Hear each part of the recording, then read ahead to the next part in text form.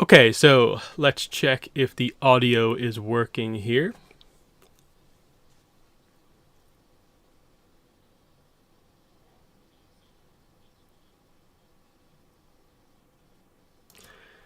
Okay, yeah, that seems to be fine. So, yeah, out of kind of nowhere, I don't think any of us expected the preview chapter to come out on a Sunday like this. I was expecting it kind of maybe middle of the week, maybe Friday, but Sunday, big surprise here. But we do finally have it, so we are going to get into this.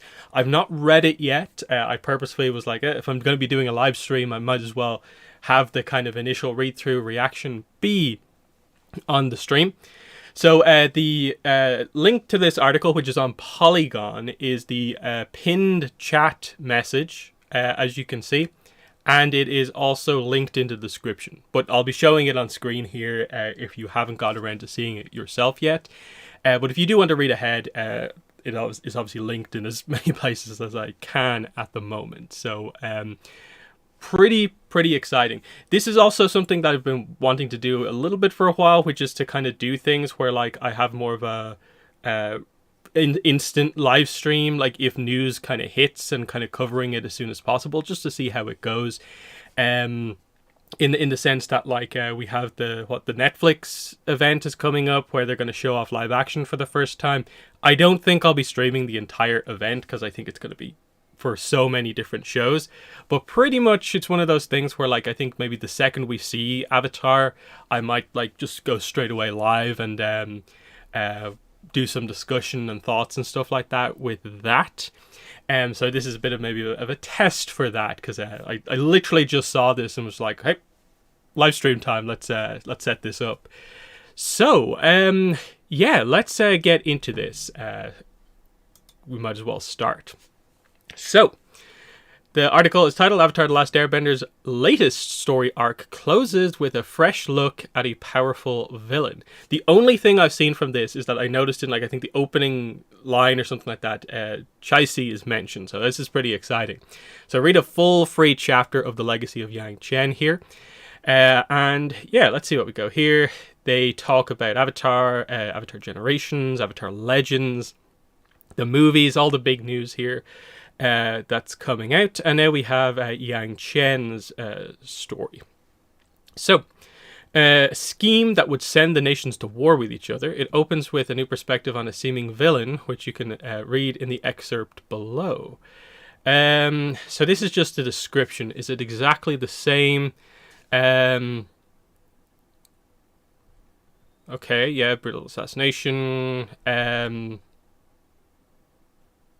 Okay, so if we're going into Chai-Si, the description obviously frames Chai-Si as this. Power-hungry Zhongdu Chai-Si's true agenda, so maybe we'll get to see some of that. That is the same, I think. So yeah, read a full free chapter here, showing that power-hungry villain in a different light. So, here we go. Chapter 1, Depth. So the way I'll do this is I'll pretty much just read through it. Might give some brief commentary in between paragraphs, but for the most part it'll be just kind of a straight up read through, and then we'll do analysis where we'll go back through it. So chapter 1, Depths. So that's already straight away quite interesting with what we're hoping to see with the whole combustion bending thing. So Chai-Si understood from an early age that to be successful, you needed to be willing to go further than others thought possible. To wit, the villagers of her little unnamed island dove for prized cucumber sponges far below the glistening surface of the waters, where sunlight faded and ears threatened to burst. No one in the Mose considered such a feat viable or worth the risk. Okay, so her village known for diving, that's straight away a little bit interesting. But Chai-Si's people ignored the prevailing wisdom. Without the aid of waterbending, they trained their bodies to accept the pressure, their minds to embrace the signals that they were dying.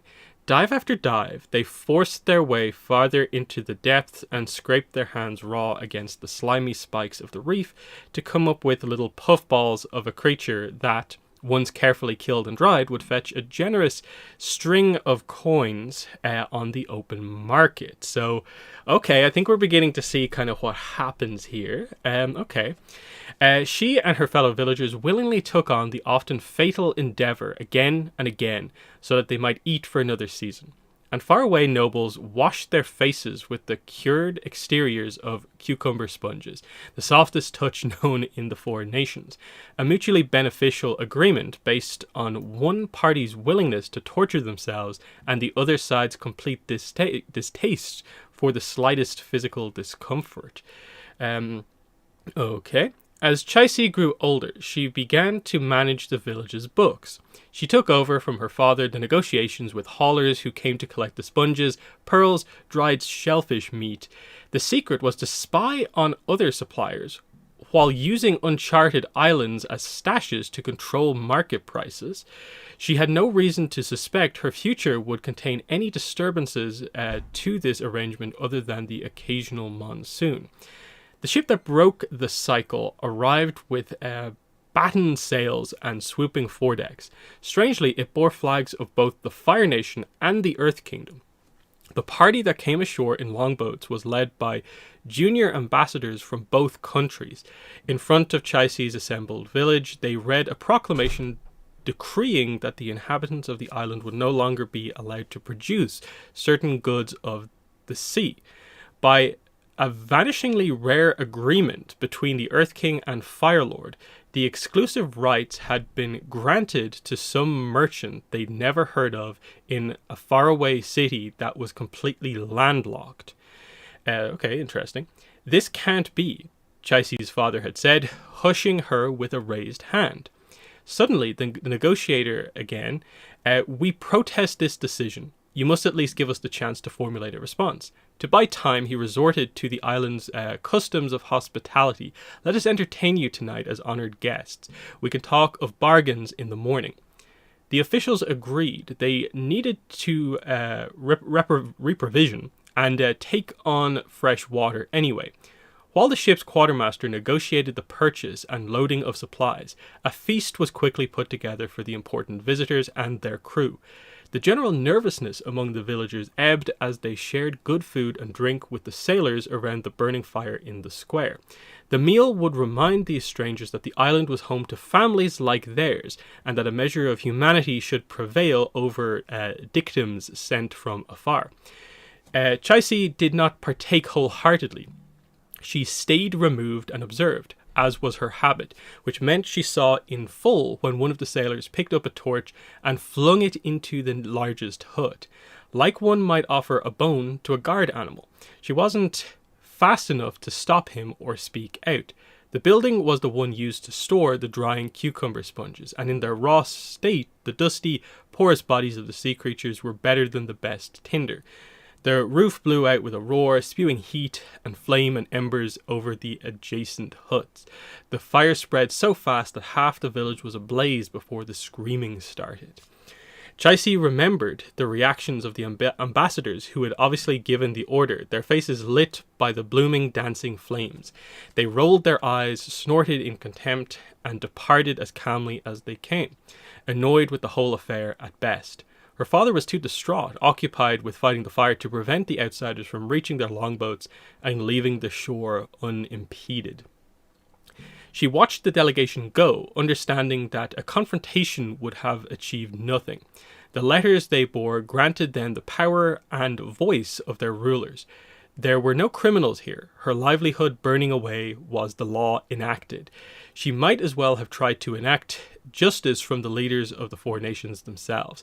What fool could aspire to that? We weren't strong enough to keep this from happening, she thought as her neighbours desperately tried to carry water to the fire in buckets, gourds, cupped hands, wailing as their futures dissolved into smoke. We didn't have the right friends. Working yourself to the brink of oblivion was pointless if you couldn't defend the life you made. Maneuvers, deals, negotiations were simply dance steps, pageantry.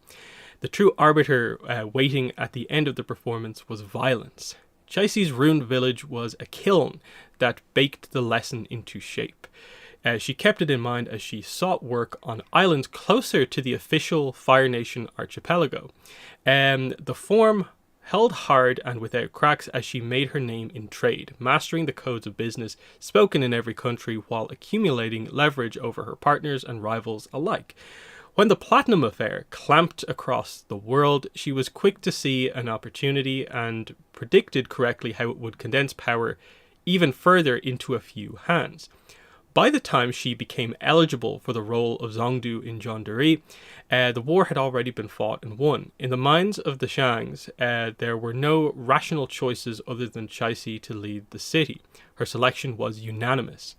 In many ways, Zhongdu Honshe, her counterpart in Bin-Er, was of a similar mindset as Chaisi, though he was a fool who squandered information and resources with no regard for strategy or long-term consequences. He had successfully ground her plans to a halt by threatening to turn over everything he knew to the Earth King. He'd stolen the fruits of her labor, her means of becoming immune to harm, in all the ways her little childhood village was not. Honshe's waywardness had posed a greater threat than any of the brilliant men and women whom Chaisi had tangled with in the past.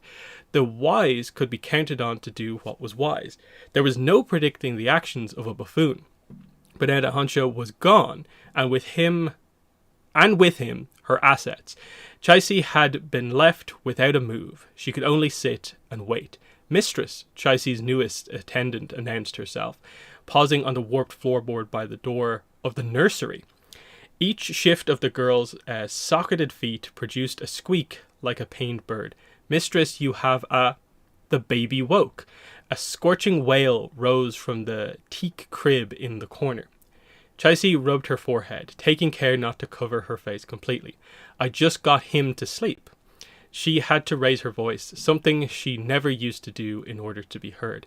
I'm sorry, mistress, but you have a letter, and... Leave it and get out. The attendant scurried over, laid the envelope on the desk in the nursery, and fled for her life. She didn't see Chaisi drop her snarl as soon as she was gone. The girl would report back to Firelord Gonryu that her mistress was cracking under the strain, uncharacteristically showing more emotion, perhaps frustrated by her child, distracted and therefore less of a threat. Nothing could be further from the truth. Chaisi's son was a sharp reminder for her to stay focused, and his cries were a perfect deterrent to eavesdroppers. Taking her time, as calm as if she was listening to the serenade of a babbling brook, Chaisi opened the letter. She drew a chair over to the crib and rocked it gently while she read. The message was nonsense, but it was written in a hand she recognized and contained hidden signals that let her know exactly where to find the person who'd sent it. Her son quieted down, but she knew he would start howling again if she stopped rocking. Perhaps his skin was prone to rashes, a frustrating prospect when she already bathed him with cucumber sponges. Nice reference. Which were much more expensive these days than back when she was a girl. She went through an amount that would have made her younger self gasp, but there was no softer touch she could resort to. Chaisi folded the paper back up with one hand and looked around. The nursery she constructed in the mountaintop estate was dark and cool, a respite from the sweltering heat outside, but the entire house would pass to the next Zhongdu of Zhongduri once her term ended. She'd have to leave this place behind soon and start over again. Those were the rules laid out by the heads of state, who never had to worry about moving on from what they'd built while they were still alive. The avatar, young Yangchen, was like that too. She would be the bridge between humans and spirits for her own little eternity before she passed and a new avatar was born. There were a lot of powerful people in the way of Chaisi's ambitions, laying exclusive claim to permanence. They'd be sovereigns of their domains until the very day they died, never having to fear their status being stripped away, never knowing what it was like to be naked and vulnerable. Chaisi could be the last person standing among them if she chose the right path, proved herself willing to go to depths beyond reckoning, and remained a step ahead of the other players in a game that could reshape the four nations themselves. An outrageous folly, but one that she had the means for and the will. She looked at the letter again and smiled. With the right incentives, anything was possible. Okay, and that is the chapter. So interesting stuff there. Obviously some interesting reveals there, where like the main one, she has her child, so there's no kind of teases about this. This is probably the most obvious kind of way to do things. I think it would have made for perhaps like a bit of an awkward situation if she was just kind of pregnant throughout the book and stuff like that. This allows her to actually kind of play a role, and the child to maybe affect her kind of opinion on things as we go forward. So interesting stuff, like a bit of backstory in here, but it feels like maybe not the entire story, of course, because we're still waiting to see the whole how she gets involved in the whole combustion bending project, and of course the whole diving stuff with the backstory, and how it seems to heavily reference a lot of like what she encountered in the past in trying to get these things that her village was known for, and then seemingly the same thing being how you force combustion bending out of people who can do it. Interesting stuff for sure. There's a lot going on here in this one. It definitely, like, I suppose by the end of the chapter didn't fully reveal everything, and that like the letter kind of is a big tease of like, ooh, what's that about, without ever truly kind of coming back around to it. So yeah, I suppose we should just probably go back to the start and kind of pick out any notable details here. Yeah, willing to go further than others thought possible, of course. Yeah, still not naming the island, which I guess makes sense. That's the whole dynamic of it, is that it is this unclaimed island between nations, effectively, and you know that's the whole idea of what kind of happens later on, of course. So yeah, cucumber sponges are the kind of main thing going on here on this island that otherwise seems to have very few customs, of course, which is kind of what we learned about from the first one. It doesn't particularly seem to have firebenders or earthbenders, as we, of course, heard about before. So lots of interesting stuff when you factor in a lot of the stuff that we know from the first book as well. So there, and of course it's kind of located in basically the Mosaic section of the world, of course. And yeah, without the aid of waterbending, they trained their bodies to accept the pressure. So that feels like a big line in terms of like the combustion bending idea of like the idea that you can actually train yourself like a diver effectively to do that. And I guess the similar things are probably useful, I guess, for combustion bending, because it seems like there's a sense of like pressure in your head, and so the more pressure you can take, the better you can do combustion bending, potentially. But I still want to know where the firebending, the actual technique, comes into play overall. They have to embrace the signals that they were dying, and they forced their way further and further down. That makes sense. You kind of wonder, like, is it literally just going to be something like this, where they do this exact same thing? Not really sure, but let's see.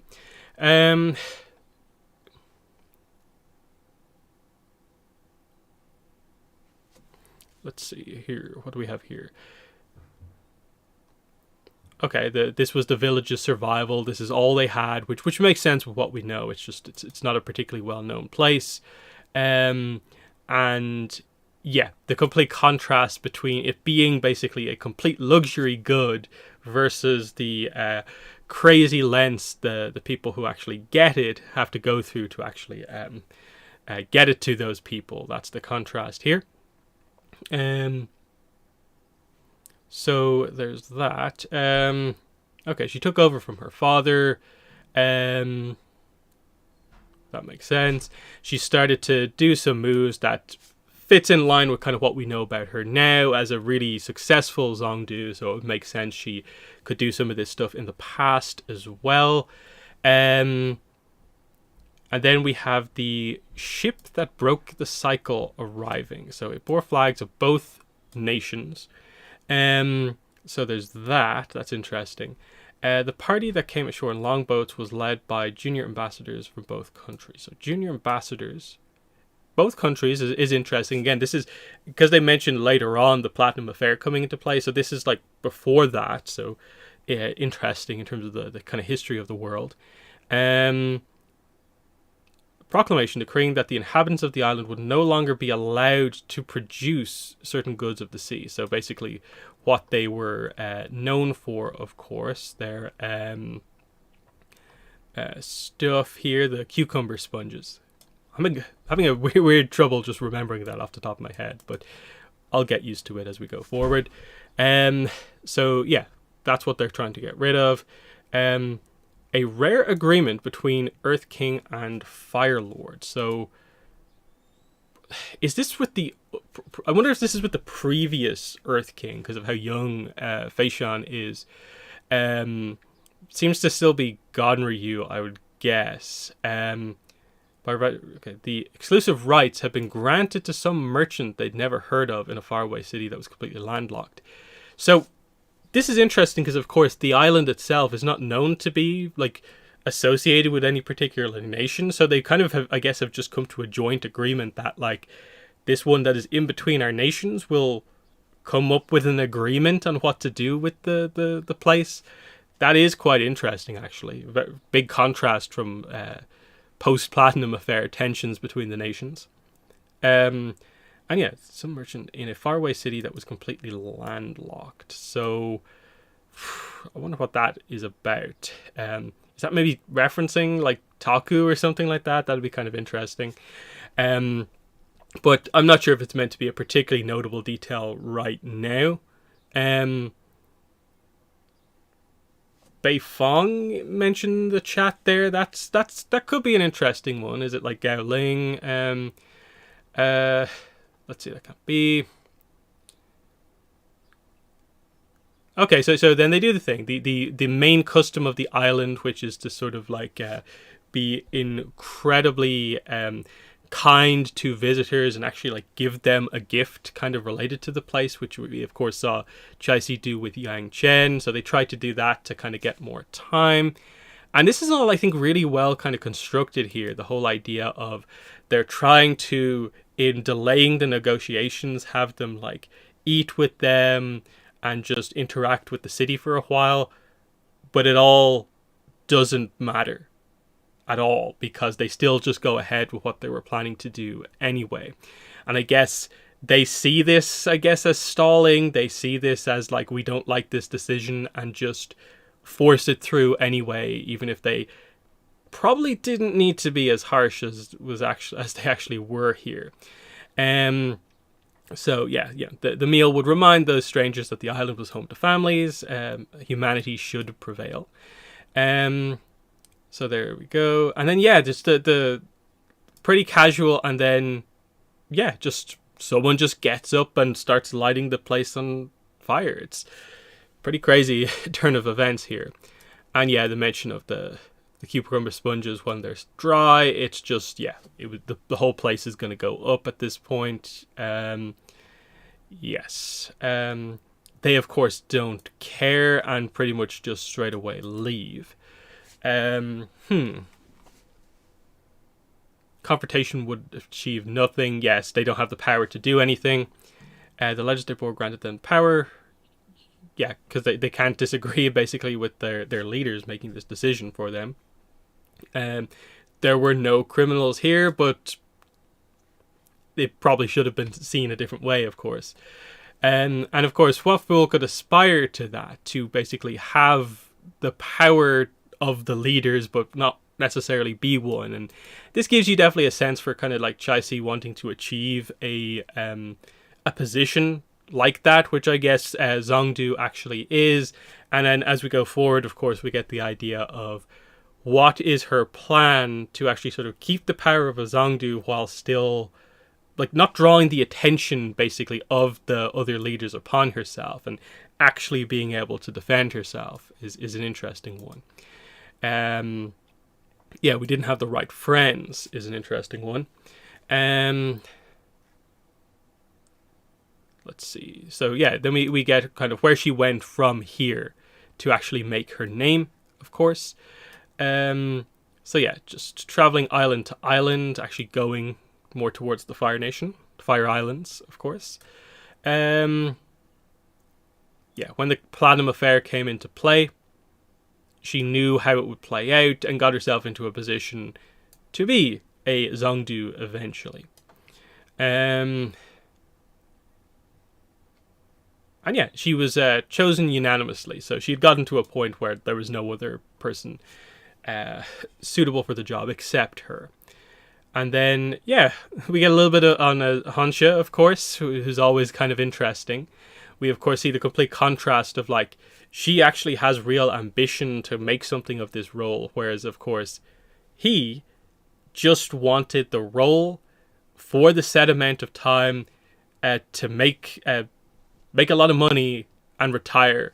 Of course, it didn't happen that way, and his whole thing is just like, why did this craziness have to happen on my watch? Which was a very kind of satisfying thing to see as everything went wrong for him. But yeah, squandered information, no strategy or consequences. It kind of highlights, even though she played it pretty cool, that what actually happened at the end of the first book was a bit of a challenge for her to deal with. That, you know, it definitely highlights it here that is a bit of a problem. He'd stolen the fruits of her labor, her means of becoming immune to harm in the way her childhood village was not. So I guess the idea seems to be there that, like, if her village back in the day had combustion benders to protect it, what happened wouldn't have actually happened. And she wants to make it so that decisions from on high can't just be made without involving her. They come in and just strong arm their way to getting whatever they want. The combustion benders allow her to make those decisions herself, which is quite interesting. Let's see here. Of course, a buffoon, of course. Her assets have been lost. Obviously, we know as part of the description of the book that Unanimity will be freed at some point. So I wonder, you know, how heavily involved she is with that. She'd been left without a move. She could only sit and wait. Okay. And then, yeah, we get into the kind of, I guess, present day stuff here, effectively. With the scene here, as she, of course, has a new assistant, and she is given this letter as we get the reveal that she has given birth to her child. It is a boy, and she seems to quite care about her child, of course. So obviously there's like a lot of speculation about what are they going to do here, but it seems like, you know, like they was roughly mentioned in the first book, you know, kind of legacy to her is sort of an important thing, and so no, she just seems to be right now extremely caring of her child, and her plan would obviously be also now to protect him, as well as, you know, make it so that what happened to her in the past would never happen again as well. So that's interesting. Anything else? So yeah, the letter. The girl would report back to Gonryu that her mistress was cracking under the strain. So she knows that she has someone who works for the Fire Lord with her, but she doesn't mind that because she's got other stuff going on that won't make its way back to him. So that's interesting. Let's see. She reads the letter. It was nonsense, but she recognized who wrote it and that there are signals for a meeting about where to find the person who'd sent it. So who does she need to have secret contact with to meet up with in secret? That's a pretty interesting one for me. Like, who could this be? In terms of, like, known characters, like, it doesn't make sense that it would be one of the other world leaders, because it seems like she's kind of not... She doesn't really like the world leaders effectively because of what happened to her. I question if it's maybe some of the other Zongdus, but again, a few of them we don't actually know, and then maybe this is where Taku comes into play. Like, what if it is whoever the Zongdu of Taku is, because we haven't met this character yet, who that in fact is. There's Kalyan still, but again, we don't really know where exactly Kalyan is going to be positioned in this book. Other than the fact that, like, she does point out that, like, it was the one thing that kind of Honshu kind of got over on her, was basically Kalyan's quote unquote betrayal gave unanimity into his hands. So that was kind of interesting. So there's that. Otherwise, it's kind of hard to predict that. But anyway, down. Perhaps his skin was prone to rashes. A frustrating prospect. She uses the cucumber sponges. It's a nice little thing of, like, she's now in a position where she is someone using them in the way that was, like, you know, the opposite of, like, from her youth. It's an interesting change of prospect for her. But she's still kind of very much defined by, like, wanting to make a different future compared to her past. Let's see. And then, yeah, she notes about, like, yeah, her term is short. She only gets a few years as the Zongdu, and she is frustrated about that. All the other world leaders and even the Avatar get to have that world leader position for their entire lives, whereas she just gets a handful of years. That's an interesting one. Let's see. Start all over again.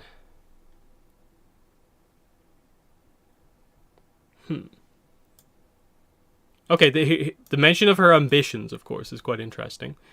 A lot of powerful people in the way, laying exclusive claim to permanence. So she wants to live a long time. She wants to live comfortably for a long time.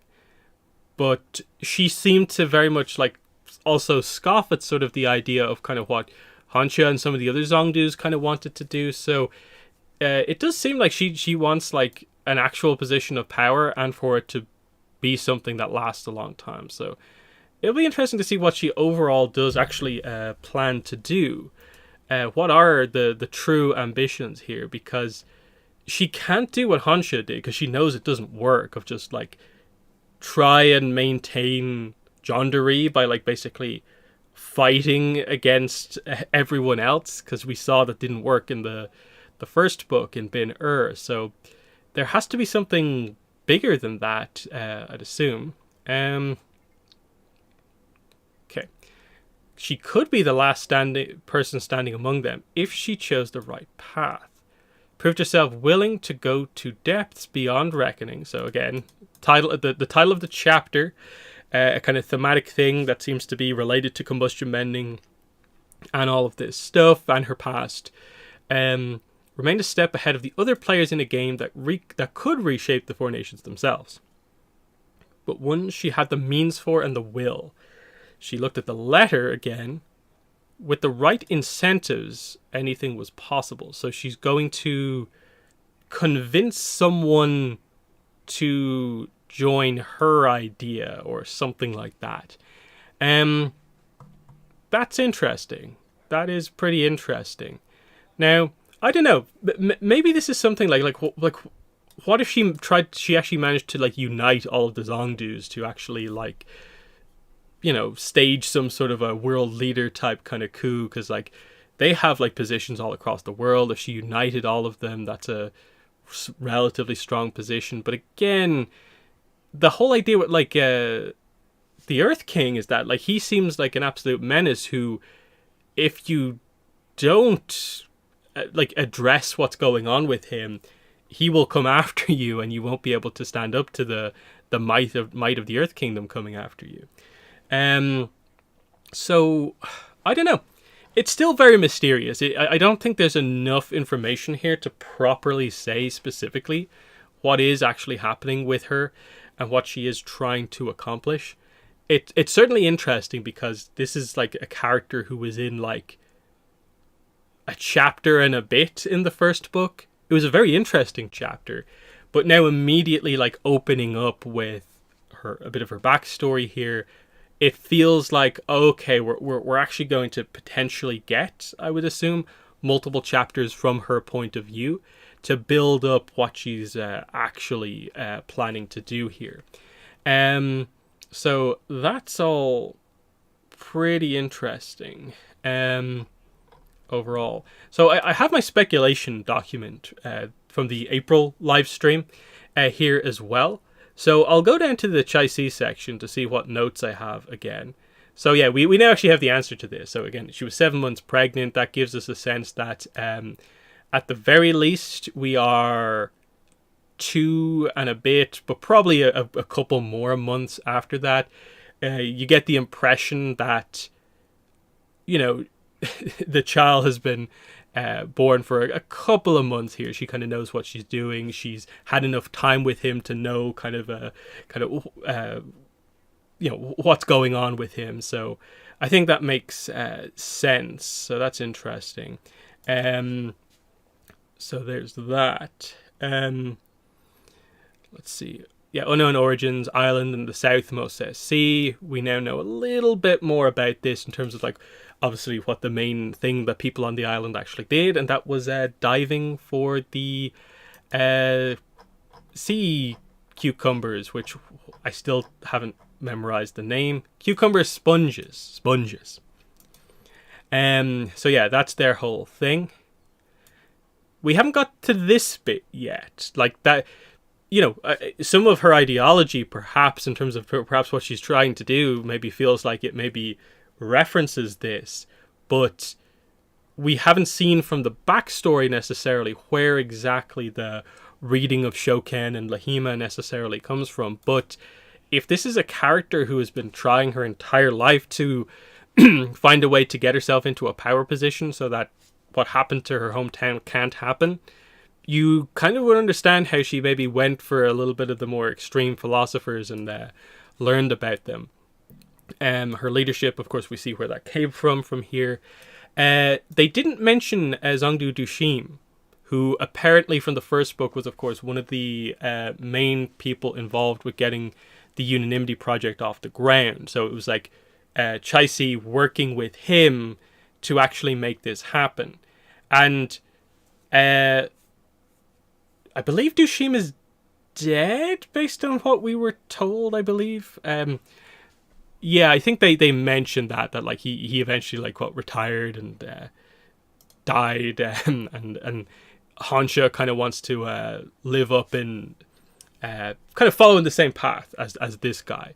But interesting, like it seems like at the very least some of the other Zongdus were involved in this greater plot, which might lean into the idea of like, yeah, what if she did get the support of the other Zongdus, the remaining ones, to actually try and make something happen and like make the temporary world leaders more permanent and kind of turn the tables on the actual world leaders. Could be an interesting thing, because again, the Zongdus with the Shang cities, they control like all of the key trade between like the big nations. So if they decided to go out on their own and had it be more like organized, they could actually make something happen there.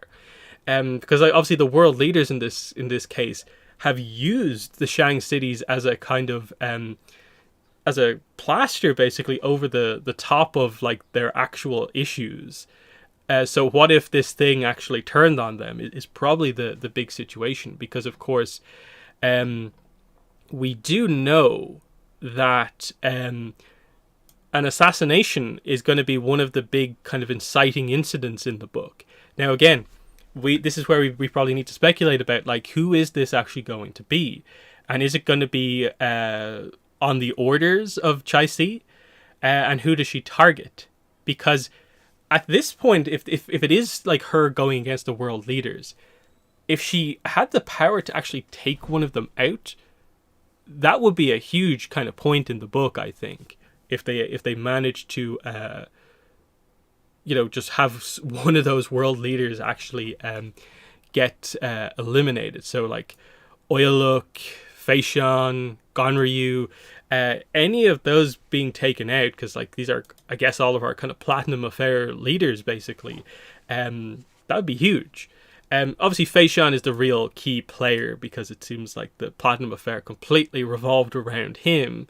But we'll see what happens here overall. In terms of the other Zongdus, of course, we do have we did get the Port Tugok Zongdu named Ashuna, though we never met this character.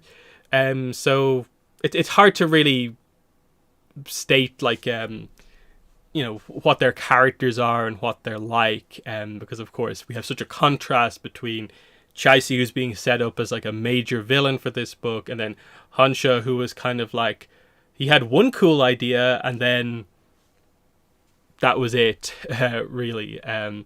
So interesting. And then Hansha is still in play, like that is important to realize, but it feels like he's dealt with probably. What else do we have here? Yeah, again, the description. What is the true agenda of her? It seems to be about creating this lasting legacy for her. That she seems to have accepted that, like, okay, she's going to have to step down.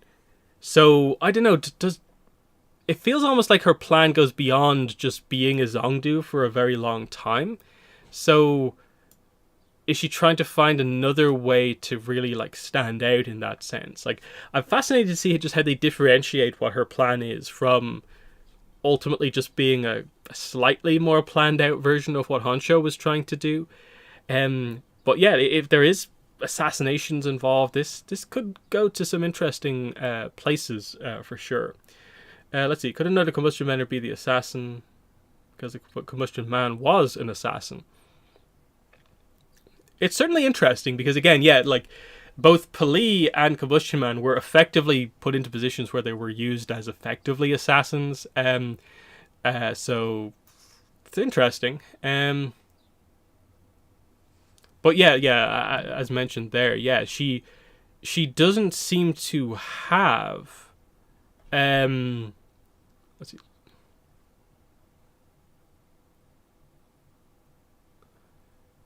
Yeah, he'd stolen the fruits of her labor.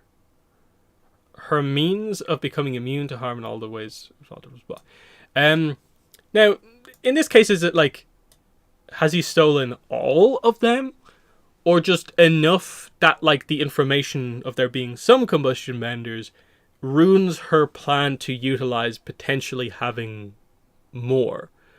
That's certainly an interesting one. So there's that. But her plan does seem to involve them, though. Like that, this is her means of becoming immune to harm in the way her village was not. That is the combustion benders. That is unanimity. Yeah,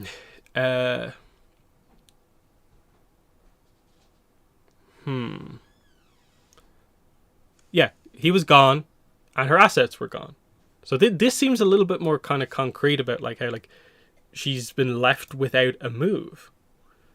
Now, obviously, at the end of the first book, she kind of almost like taunts Yangchen of like, Yangchen is also to a degree left without an obvious move to make either, because she has to keep combustion bending hidden from the rest of the world.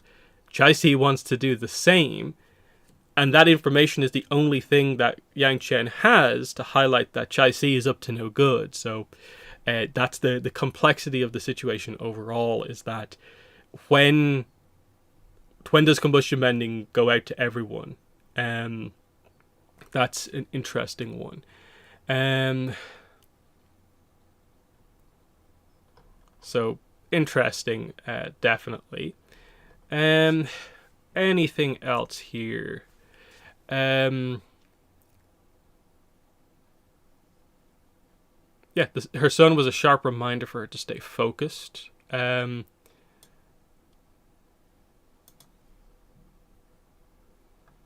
Let's see, contain hidden signals that let her know exactly where to find the person who'd sent it. So they're highlighting that this is very specific about like the person who sent this letter, it's notable, it's a individual. So it doesn't seem like that's maybe the location of the combustion benders as such, but interesting. Hmm.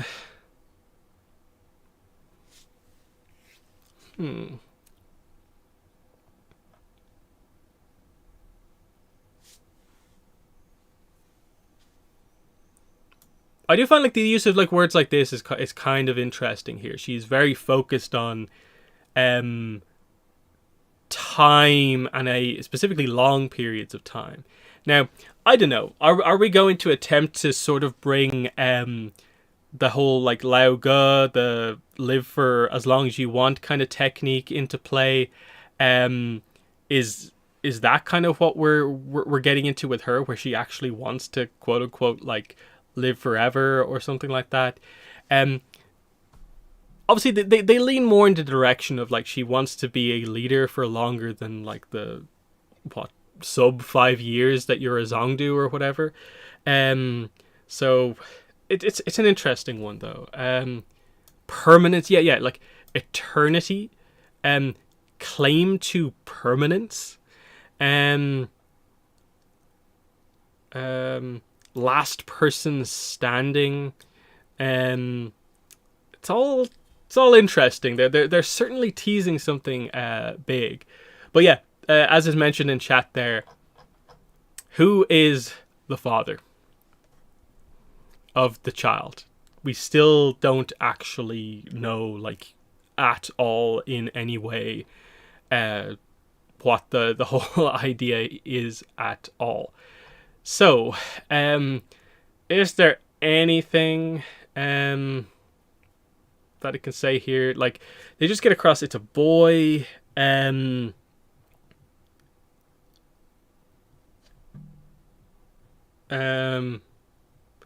Skin prone to rashes. Like, is there anything to read into with that line, or is that literally just that is a common thing with very young children?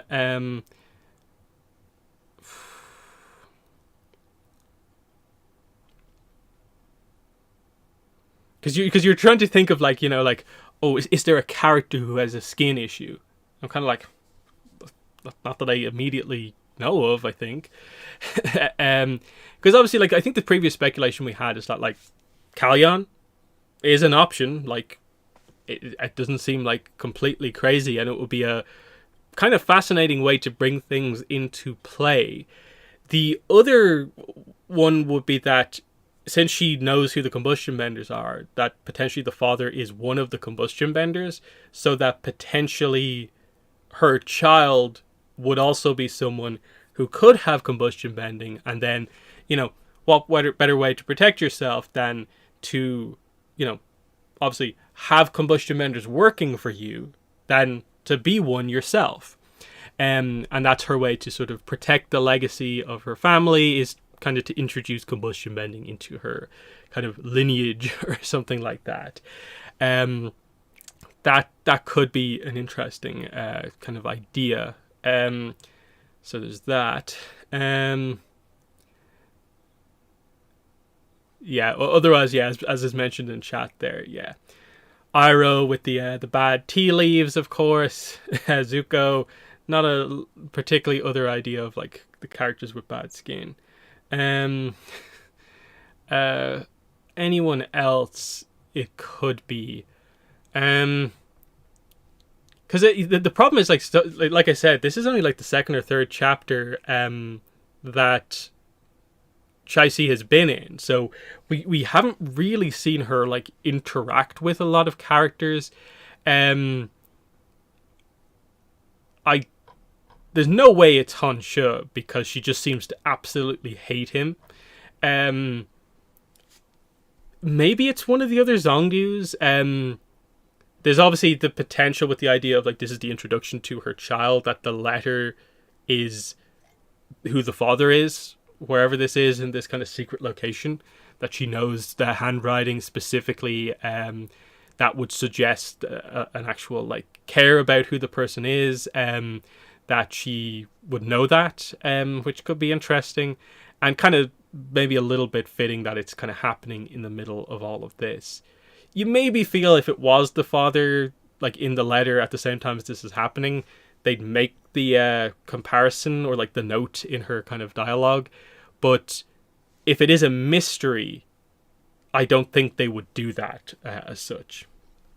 And then, yeah, there's always the potential that the father is just not particularly important. That, like, it doesn't have to necessarily matter. But if she does have a plan for like a legacy and like is focused on like her family, you'd think that there'd be like a larger plan, that it would actually be someone that she actually cares about. But at the very least, you know, okay, let's say that her relationship with the father doesn't matter. You still would assume she would like want good genes for her child. So I don't know. It gets into kind of weird territories there, but some of the wording at the end is kind of getting into like unusual situations, obviously, as well. What if the father is the assassin? Because yeah, at this point I'd maybe be like, Kalyan maybe as a way to interlink everything. Otherwise, I would say perhaps like one other combustion bender who maybe is like the combustion bender who like they discovered a lot of this details by like specifically studying. So like, you know, like I was kind of talking about in the speculation video, kind of like combustion bender, like patient zero. Because for them to investigate and come up with the method for creating other combustion benders, they had to have encountered one to know it's a technique that exists, and then be like, hey, how are you so special? And learn some of that, and then kind of retroactively be like, this is how you develop this technique, and go from there. So maybe there is like some sort of a kind of initial kind of combustion bender, someone who just kind of has it by default. And this probably goes back to the early parts of the chapter and the whole, this whole section. The diving, the pressure, that sort of thing, that clearly it seems like someone from this village, you would have to assume, is potentially one of the universe's first, Avatar universe's first combustion benders, based on this. That, at least that's my assumption. But it does seem like she leaves the village like kind of almost immediately afterwards. But she obviously cares about her village. So like we assume it still exists to a certain degree. Maybe she went back at some point and found this person there. Because wait, what's the details on what exactly happens to the village again? The inhabitants would no longer be allowed to produce it, and that the rights to it had been granted to a merchant. So this merchant would still need to basically use effectively similar methods, I would guess, to get the cucumber sponges. Got it right that time. Himself. So people are still doing this stuff on the island, and you assume he's still going to ultimately use locals to do that because it's such a dangerous thing. And technology, we assume, is not good enough that there's any sort of like diving equipment type stuff involved. So this would continue, and you have to assume that eventually you get to a position where someone who starts doing all of this stuff is a firebender, is a particularly skilled firebender with a lot of potential, and this pressure unlock something within them, creating our potentially universe's first combustion bender.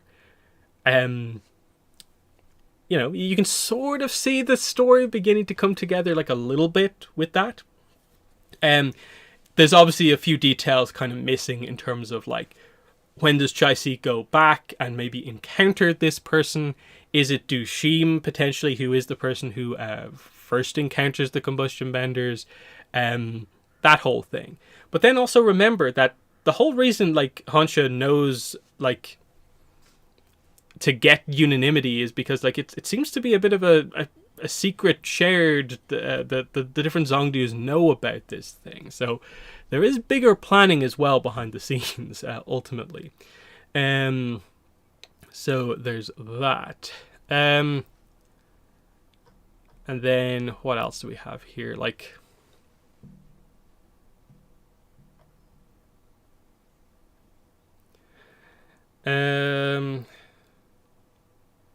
some merchant. Like, is this gonna be a character that could be interesting? Faraway city, landlocked. That feels like it's specific enough that like it probably should get a mention, because like I said, like, of the places where like the Shang cities are, like, Port Tugok is a port, not landlocked. Bin is up at the top. It's also not particularly landlocked. Jondari is an island, of course. It's not landlocked. Taku, I guess, kind of is. It's kind of just maybe noted as like a trading post. But again, landlocked, it makes it feel like it's like just somewhere right in the middle of the Earth Kingdom. So there's that. I don't know. That's interesting.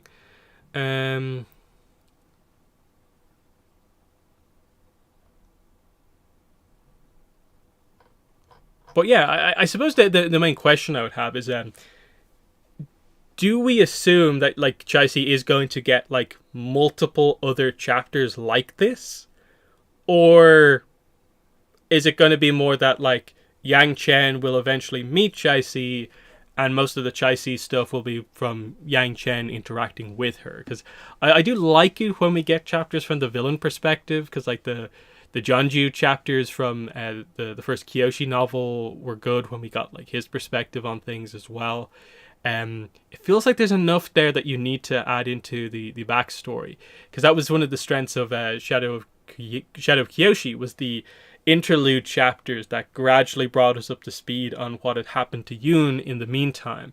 And I think they could do something fascinating here by gradually revealing more and more details of Chai-Si's backstory to get us up to speed on what exactly the plan is. Because, you know, it feels like we need a strong villain for this book, because the plan seems quite broad in scope, that like the nations are going to teeter on the brink of conflict because effectively of what Chai-Si is going to do. So you need to make that important, while also still developing Yangchen, Kavik, and various other characters, of course, as well. So interesting stuff, because of course Kavik is going to have, I guess, focus himself. Yangchen will get focus, Chai-Si now, and they'll have their own individual arcs. But I think Chai-Si needs the focus as well. Anything else to mention here, going through the description? Limited to a single city. Tensions are increasing. Yangchen is going to interact with the other heads of state. Freeing of unanimity, of course, is notable. She'll bring Kavik into play, and thus the Order of the White Lotus. That'll be interesting if the Order of the White Lotus know anything about what's going on in a more detailed sense. The true agenda, of course. And then, yeah, this point, like I mentioned this when we did the stream, but like, you know, what exactly is this going to be about for Yangchen? The worth of humanity. Like, what's going on here? Maybe it's just that Yangchen's going to be put in a weird situation where she's like, wait, if I want to counter Chai-Si, I'm effectively working for the leaders of the nations, who are quite power-hungry people themselves, who are pretty brutal people by themselves. But if I counter them, then I'm working for Chai-Si, who's also power-hungry and has this whole crazy idea. And so she's like, there's no winning in this situation. Everyone is just terrible. Is that kind of what we're going for here? And like, either way, something good will happen, something bad will happen, regardless of what choice ends up happening, who she ends up having to kind of side with, how the solution comes to fruition in this case. And then, taut and provocative, apparently. And it'll be interesting to see that description if it actually comes to a head. Shorts, of course, for Legacy, making peace with her choices, facing avatarhood with courage it demands. So, like, there's a lot to go through there, but I don't know. It's a fascinating chapter for sure, because it immediately for me is like, okay, we're developing a really strong villain here. It seems pretty good so far, and that's just one chapter. I'm in. I'm completely in on this.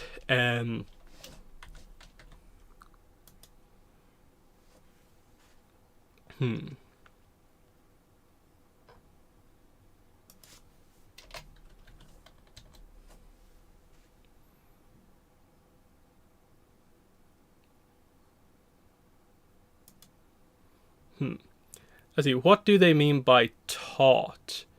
There's a few different definitions. Like, it, in this sense, it probably means like some combination of like, it's going to be like tense, like it relates to tension. Something is taut. It's under tension. So that there's that. Might be tightly written. Focused. That sort of thing is basically what they mean here. So that's an interesting one just kind of by itself. I'm guessing with the whole setup for the story, it more means that like it's going to be tension ultimately here.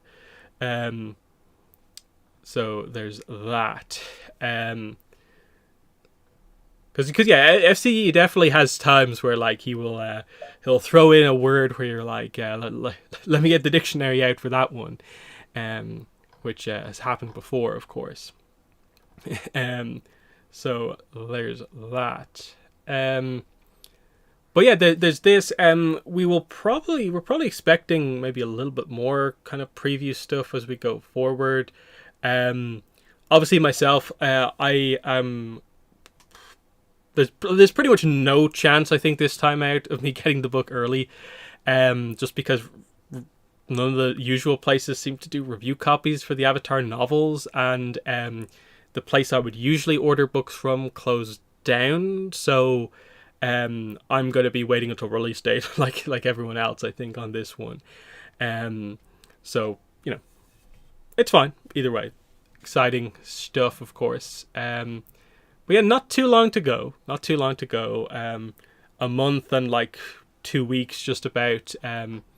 So, nice to know that. Anything else to cover here while we're here? I suppose we'll just quickly go through the speculation document again a little bit. Obviously, this chapter doesn't particularly change anything about like a lot of the stuff with Yangchen and Kavik, because we haven't seen any of them as such.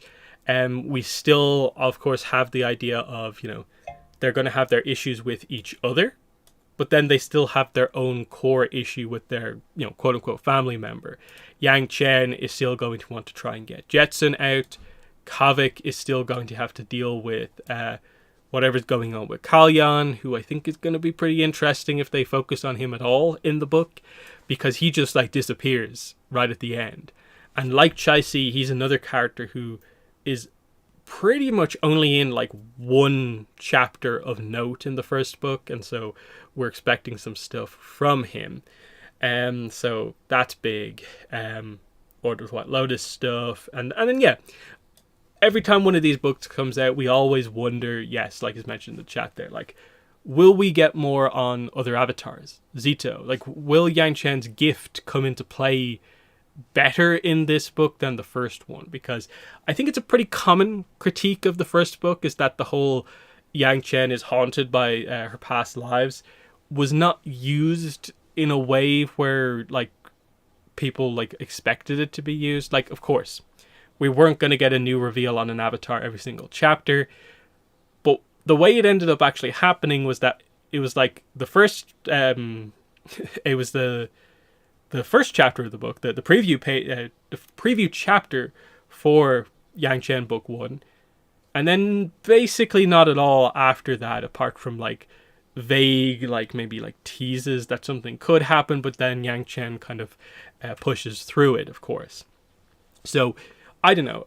I'd expect something, just because Yangchen's whole kind of attitude to the past lives is that they are unhelpful to her. That her summation of past lives is that everyone's a failure, and everyone wishes they had more time. So that will force me to make sure to do stuff always in every situation that I have to encounter.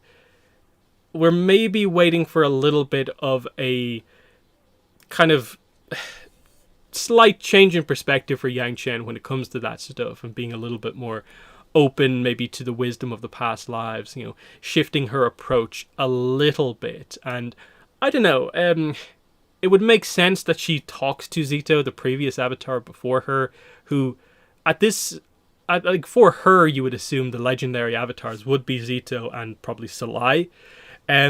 So, you know, it's an interesting one, but her characterization of all avatars is that they all have their regrets, which of course you assume they do, but we hope Yangchen would have a little bit more to do, and that, yeah, we get a Zito scene. I think that would be nice. The only thing I maybe worry about is that instead of doing like the Kyoshi books did at the end, and maybe giving us the Zito scene that was like the equivalent to Kyoshi talking to Yangchen, that they just do at the end of the book the resolution with Jetson in the spirit world, because of course she's a spirit in the spirit world, so we can have that conversation there. There's that. But yeah, the definitely want to see more of this. It's weird because to a certain extent it's meant to kind of be like a kind of almost like panic attack type thing, where that's the kind of way it's been used so far, of like Yangchen will be put into a situation that would have scared a previous avatar, and it is threatening to scare her. Will they just do that again? I'd like to see at least one or two moments where they just reference something a little bit more specific. Ultimately, is what I'd want. So there's that. Shang cities, of course. We kind of touched on some of this stuff. Yeah, again, like the other Zongdus, like will it be like an organized effort by all of them, plus like a bunch of the Shang merchants, and so might we see Ashina become a focus, whoever the leader of Taku is, because again, let's not forget that back when we first heard there was going to be a second Yangchen book, FCE said he sees some of the book at least as taking place in Taku. So is that maybe the location from the letter from the preview chapter? Potentially. Because it is notable that it's the only Shang city that we haven't focused on. World leaders. We know there's going to be stuff with the world leaders, so I'm interested in seeing these two in action, to seeing how they stack up against the Mercurial Earth King, of course, here. They seem to all be like powerful leaders in this era, but I'm interested if they are honest like challenges for Feishan, or if it's clear that he has the most power. And then also, I think I brought this up a few times, like you kind of wonder, like, is there more to what happened with the Platinum Affair? Or, as we got it in the first book, is that just it? And like, is there more kind of political maneuvering here, and that Feishan seemingly almost randomly just made the right move and kind of won the day? But was there more manipulation going on? You sort of wonder, given how kind of politically fraught everything is at this point. And then, yeah, we do have to address unanimity. Like, we have all these different combustion benders, and like characterization wise, like, are we going to get more on them is obviously a big interesting point. Thappa was pretty much the only one who talked in like the first book. there's a little bit of a setup that like Yingsu was thankful to Yang Chen for basically not finishing her off when she clearly had the chance and actually helped her from the arrow wound. Zhao Yun, we know very little about, of course. But there's all this stuff at the air temple. Combustion bender stuff we're waiting for. We already went over a lot of the Chai-Si stuff. And then, combustion bending. Like, you sort of wonder, like, we have some clues, which is actually really cool from the preview chapter, but, like, will the tattoo aspect come into play? Like, that'd be a bit of an interesting one if we got the reveal of this, like, Patient Zero combustion bender and they now have a tattoo or something like that. But yeah, the whole, again, specific wording, drowned, teasing, I think, the idea of like some sort of a diving training, was certainly the same thing that's being done as the residents of Chai-Si's Island used to do. That's a big kind of point here. But yeah, I wonder how much detail they'll go into once they kind of, I'm assuming, make the connection between the two, and will they go into kind of detail on that, or just be kind of very vague about like pressure unlocks combustion bending and that's all there really is to it. And then I think a lot of people almost forget this, but like we do expect Yujinta to have something going on in the book, because again there's a backstory with this character, don't forget. He was specifically, the wording was like that he's apparently a companion now, basically kind of part of Yang Chen's team Avatar, and given that she's not on good terms with Kavik, of course, is he just with her at all times, or is he with like Akudan and stuff like that? Is he with those guys? That's what you sort of wonder. He has a bit of backstory as well, don't forget that. We're obviously in like early Yuyan here, noting the idea that it's a Yuyan like clan, basically, not Yuyan archers, the military kind of wing of the Fire Nation military. That doesn't happen yet. That is a Roku era thing, if I remember the details on Izuku Yuyan correctly. And that's when that comes into play. So in this era, this is just like a family, a clan type thing with the Yuyan archers. So that's interesting to see how, like, if they'll get a chance to actually do much with Yujinta, because it feels like there's something left over from the first book. And then I'll keep bringing this up as well. This is from Kyoshi. This is one of the Kyoshi books, not Yang Chen. But yeah, apparently 2 of Yang Chen's close friends and bending teachers died protecting her. Jetson would be one, technically, already. But who is the other going to be?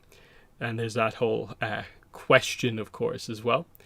And then, one of the things that really came up in the stream when we did this was, of course, who is the assassin? Well, it would be a good way to introduce Lao Ge, Tieguai the Immortal, into things by potentially having this legendary assassin, who is immortal effectively, be the one to come in and assassinate. And given that like FCE is writing all of the books, it would be amazing connective tissue to actually have this notable character return in this era as well, prior to his previous appearances, which is quite interesting. And again, he could have like a different name as well. Like that's the other thing to realize here as well. There is that. Probably the obvious answer here is Kavik, but it almost feels too kind of like choreographed, that like he feels like one of the only characters who fits into this whole thing. But then because they're doing the sort of quote unquote like reunion of the 2 characters, I'm not sure how I feel about the idea that they might kind of quote unquote redeem Kavik for the betrayal in the first book, but then just kill him off and do it that way. That I think you have to set that up super, super well to make that work. Otherwise it can be somewhat unsatisfying if you do it that way. It's an interesting one. And again, like, there is a wording situation here. Are the 2 characters, Were they both, friends and both bending teachers?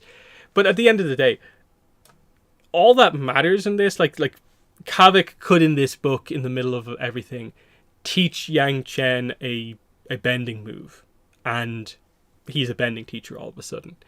I get it's a weird kind of classification, but like otherwise, like who actually knows? It's a bit of an odd one, and then of course that it doesn't have to happen in this book. Like if no other close friend of Yangchen dies in this book, it's not a contradiction, because it could happen at a later point in her life.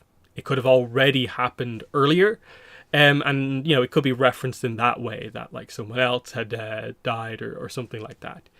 And there's so many kind of options there, of course. So super interesting stuff.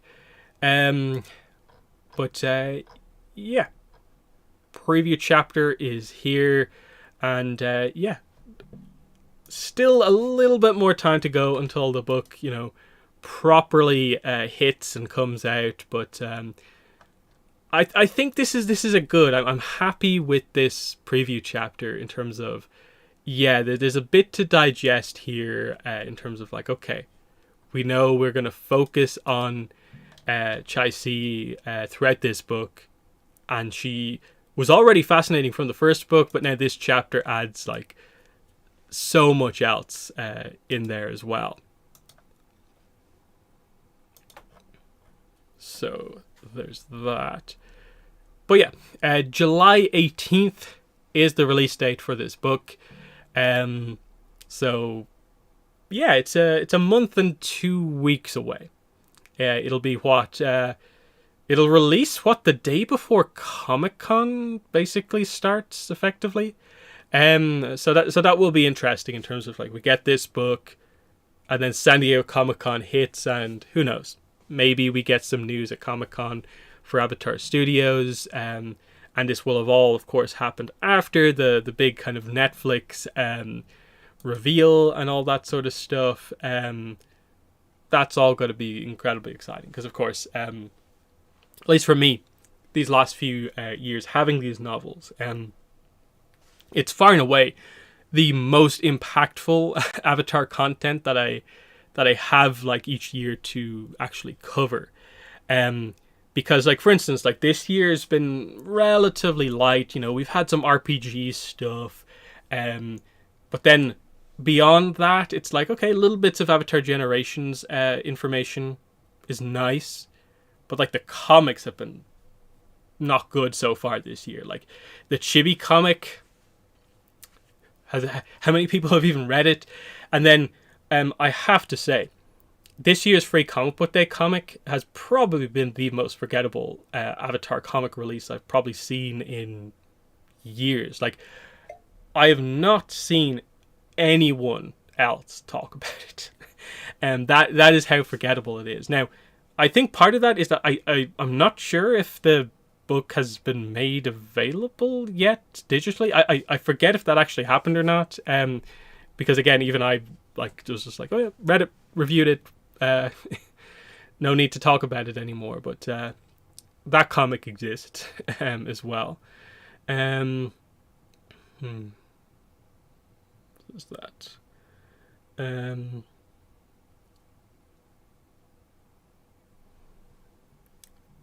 Yeah, so exciting times, because like, of course, I'm gonna have so many videos to do, because chapter analysis videos, of course I'm going to do it. I don't think I need to make an announcement on that, do I? That I am actually doing chapter analysis videos for it. I think it was just assumed I was doing it. Of course I am. Again, scheduling on them, I'm never overly sure on, in terms of like exactly how much time I'll have, and like stuff popping up and stuff like that. But like, again, the aim would be as ever to cover it in a way where I give myself time to like experience the book myself, but also that I am putting it out at a reasonable pace, because I really don't like the idea of having that turn into this like series that just takes like a year to put out. It's one of those things where like it's technically a way to have like super regular content for a long time on the channel, but for myself and I think for people watching, I know it's better to have it come out like quicker, and it's just trying to find the right kind of cadence of release in terms of like, I probably won't do like some of the crazy stuff like say like 3 of them a day. Maybe the first day I might do like 3 or something like that, but I'm thinking I'm probably gonna like, you know, only do like, you know, more of like days where it's like only 1 in a day, and do it that way. Just because it's it can get a little just kind of like crazy with all those videos coming out, but the expectation still would be that like with in the book it's going to have, we assume, just under like 40 chapters, because I think it's very similar page count to the previous book, based on what we know. Let me actually just check that. Has that changed at all now that we're closer to release? Is there actually any more information on that? Let's see. Yangchen. 336 is what they say here, and I think that's very similar. I did this analysis a while ago, isn't it? That's basically the same as the first Yangchen book, isn't it? 336 apparently, but then I looked at the overall page count for the box set of all 4 books, and it gives you a different number. So I don't know. It's going to be around the same page count, but you know, I'll do it that way. There's that. Let's see. Can you do something like a summary of Dawn before the book comes out? It is a video I've been thinking about doing. I've just I haven't decided on like what exact way to do it necessarily, because of course it's going to be a video, but the book only has like what 2 or 3 visuals like associated with it, so it's all about like, okay, what way am I doing this, and like how detailed should that summary be in terms of like, should that be a like 10-minute video? Should it be 20 with a little bit more detail? Should it be 30 minutes and hit all of the big details? And you know, what way do I do it with regards to that? And like, should I like script it a little bit more so it's more flowing as like a more detailed synopsis, or should it just be a sort of recap discussion kind of going through it? It's just one of those videos where I'm kind of like, there's about 10 different ways I could probably do that video, and it would be the perfect video any of those ways for a variety of different people. It's just a kind of tricky one like that. I would like to do it, and I have put a little bit of thought into it. It's just like actually committing to, okay, what way do I want to do that as such, in terms of like, what's the best way to actually then utilize like the fact that I basically have like no visuals to put on screen, and like I can put up like stuff on screen, like, you know, open questions and stuff like that. I probably will do something. I just have to find the right kind of planning for it. It's one of those ones where like I've never really particularly talked a lot about sort of my process for making videos, but it is a thing where like I rarely have just like multiple planned out videos for a week. There's maybe the build up to like the end of the year where I have those 3 big videos to do. Those videos, parts of them will be made like weeks in advance, but most of the rest of the time, each video is kind of made in the day or two, maybe the day of it comes out. So there's not a lot of videos where I'm just like, I've been working on this video for a week type thing. So this will be one where like pretty much it'll be like one day I decide to do this, and probably by the end of the day it's kind of a mostly done thing. That's just the way I typically tend to go with videos. I've gotten a little bit better at kind of just being like, okay, I can pause for the day. I don't need to just do all of it. But that's just kind of my kind of like thing with that. But yeah, I'll do some sort of a Dawn of Yangchen recap style thing. I just need to probably plan out a little bit about like just a bit of structure to it. Again, like I don't script any of my videos really, apart from like when I do the more in-depth like analysis videos, like say the combustion bending video I did. Some of that stuff obviously is written beforehand because you see the slides with the text on screen, but I never actually like overly kind of script things in that way. So this one probably requires a little bit of like, okay, I need to actually recap the book in detail overall. Let's see. Take your analysis for the whole book.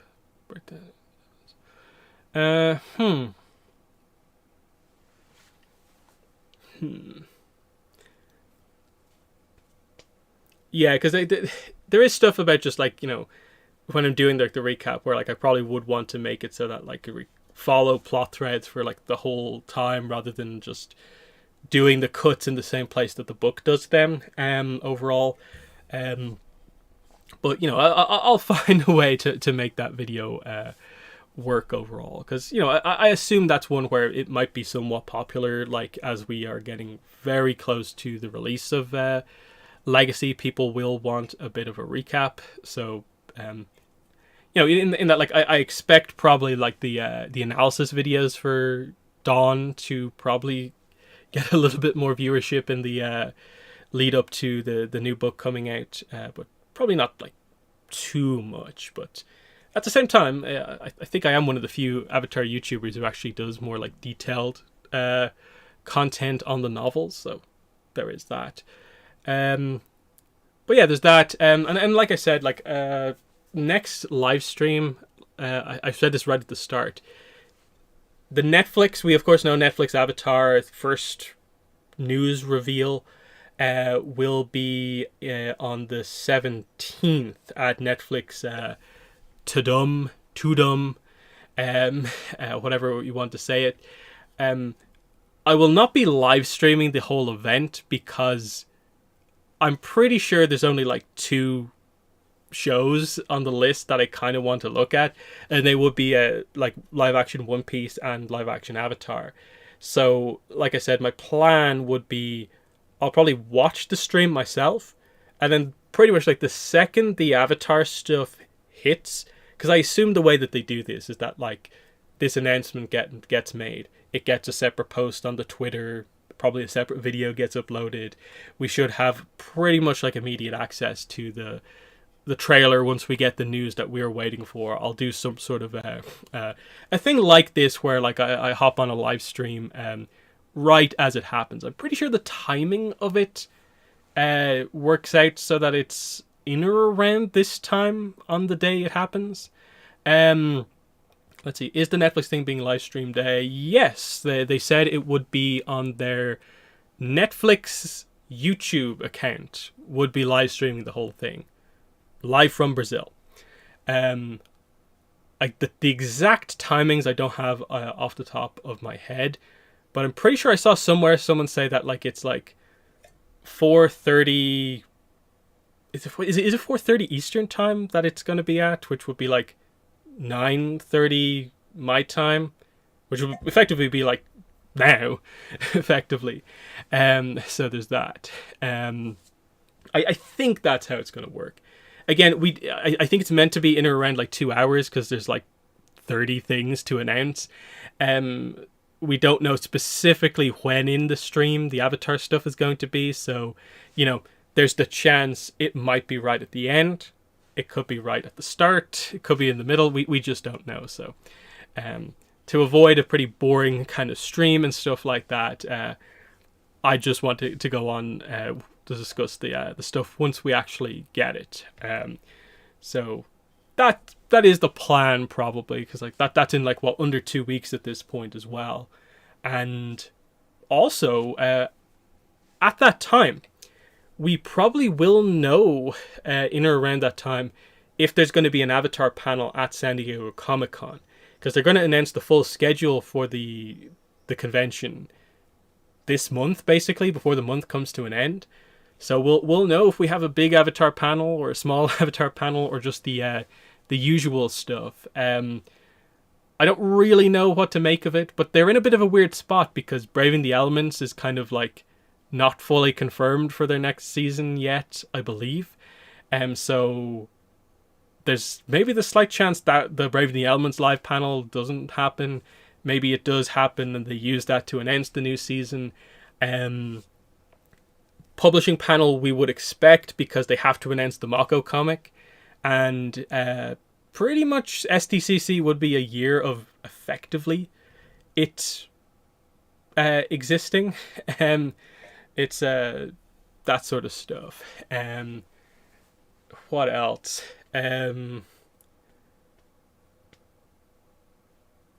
Probably a low chance of like a full-on Avatar Studios panel. But I would assume like it feels like something has to be said though in or around the convention about Avatar Studios, because they said something last year. Janet Varney had that video where she specifically announced the first movie would be Aang focused. So they've set a precedent that like if you can say something last year, it can't be, your excuse can't be that it's too early to say something this year. I get it was a tiny announcement last year, but it means that you should be able to say something a little bit more detailed this time out, especially given that like, you know, everyone knows we all saw the leaked image. We all have the leaked image saved on our computers. It exists. It is real. So you know, it feels like they just have to be like, okay, yeah, we know you guys saw it, and either just publicly put that out there or publicly put something else out there and make some early announcements, make say stuff that you want. There is that. And then, yeah, it's pretty much after that point, yeah, building up to New York Comic Con, which is, it basically marks like 2 years until the first movie comes out, because it's November 2023, November 2025. So that feels like, you know, the countdown kind of begins. 2 years until the thing happens. We're in kind of the zone at that point where it feels like, yeah, you have to start saying something to us for sure. So there's that as well.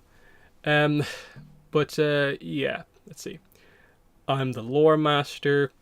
Yep, I guess so. Pretty much. It's always a weird one, kind of saying stuff like that, but it sort of feels like, you know, if I can't say I'm a lore master, who can? Is sort of the basic idea there. But yeah. Let's see. I'm away for one afternoon. I miss an entire chapter. Well, yep. It's right here, linked in the description. Pinned comment right here.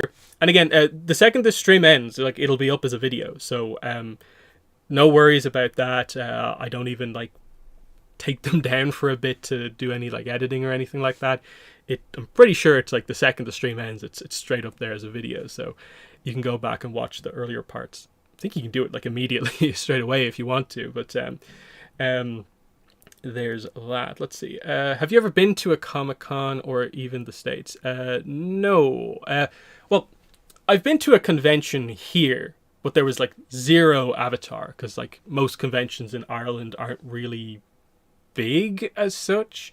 So most of the time it's just like, yeah, the panels aren't super interesting. Occasionally there'll be an interesting guest, but a lot of the time that stuff doesn't super interest me. So it's mostly like, oh, dealer room. But I don't attend too many conventions just because, yeah, over here they're not like super amazing. And then I've never been to America. So there's that. wondering when news about the book would come. Yeah, we've been waiting for the chapter for a little bit now. Definitely, I'm surprised we didn't get it end of May, because it's been pretty consistently when they put out the chapters. So, I almost wonder, is it because it was almost random that they posted it today? Like, did they realize, like, oh, our thing with Abrams was that we were meant to post this article like on Friday or Wednesday, and they were just like, at least get it out this week or something, because Sunday is a weird day for kind of a news article like that. But still cool. It ended up being like the perfect timing for this stream, because when I started this stream is basically the time I time most of my streams anyway, so that worked out well. So that's fine.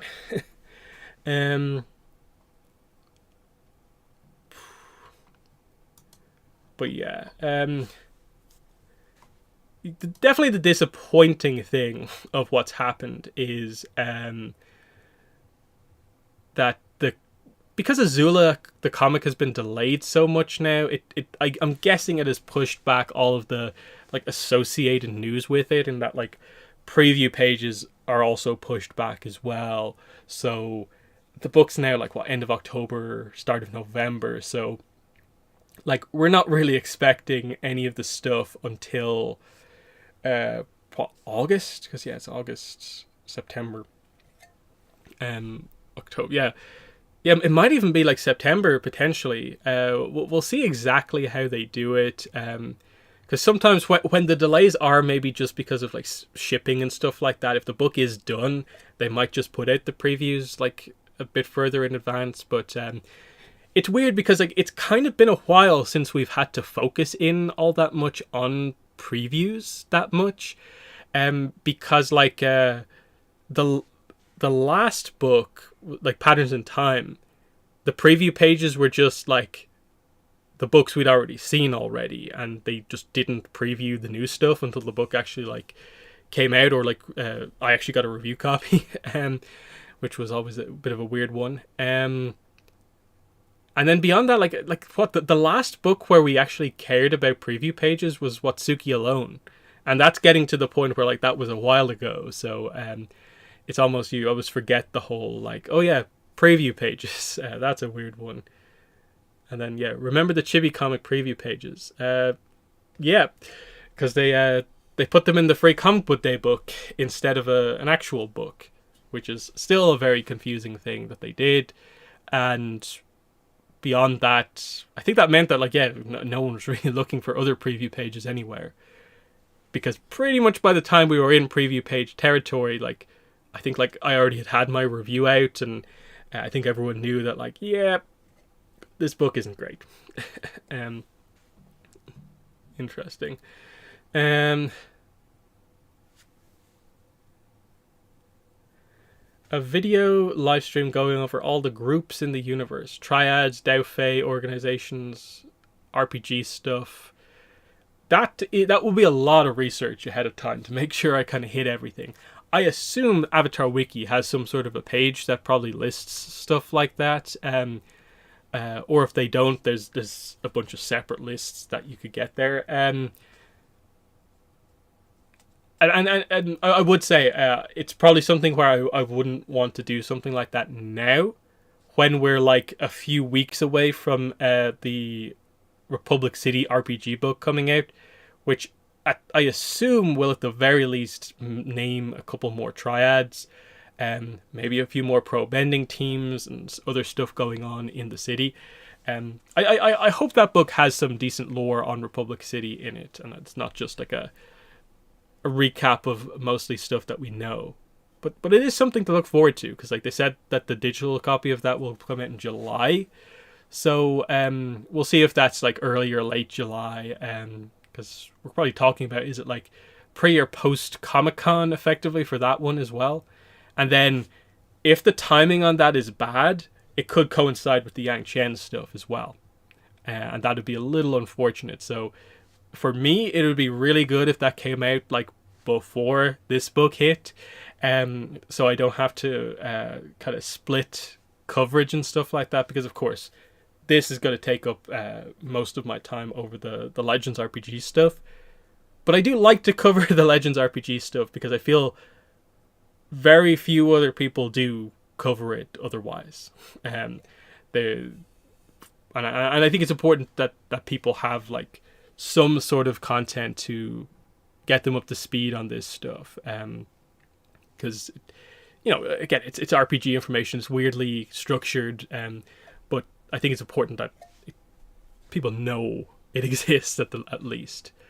Because people got excited about like the Zaison stuff and the Zaison specific adventure when that hit, and I think people were kind of pleasantly surprised by like the stuff in the two recent ones that I did on the channel, the Burning Fuse for Korra, and then the Pirates of the Crimson Sails for Aang's era.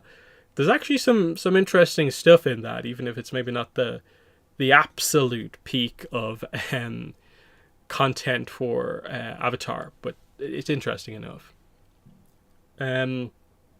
So, yep.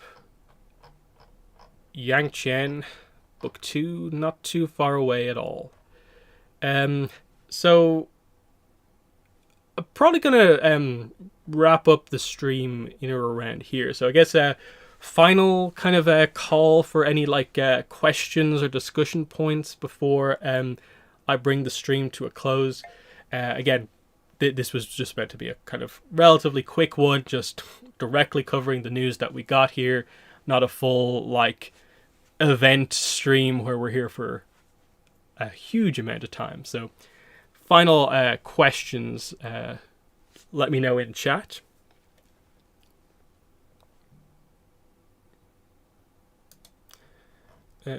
Anything else on this? Let's see, there's a question. Where do you think Zahir is from? Okay, what nation is Zahir from? That's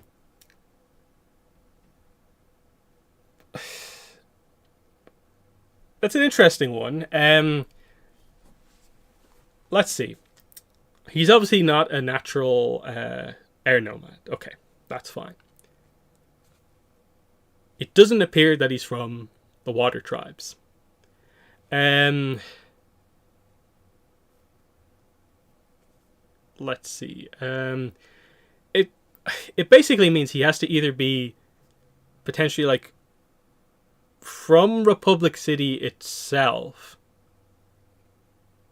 or Earth Kingdom, or Fire Nation, or who knows? Like he could actually have a bit of a like Chai-Si origin story, referencing the fact that he's maybe from like an unnamed island in between nations and stuff like that.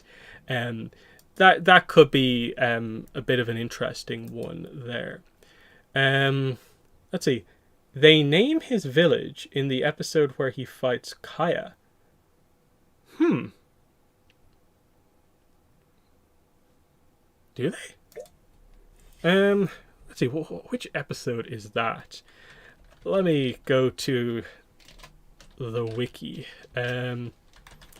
Okay. So it's book 3 anyway. He fights Kaya somewhat early on.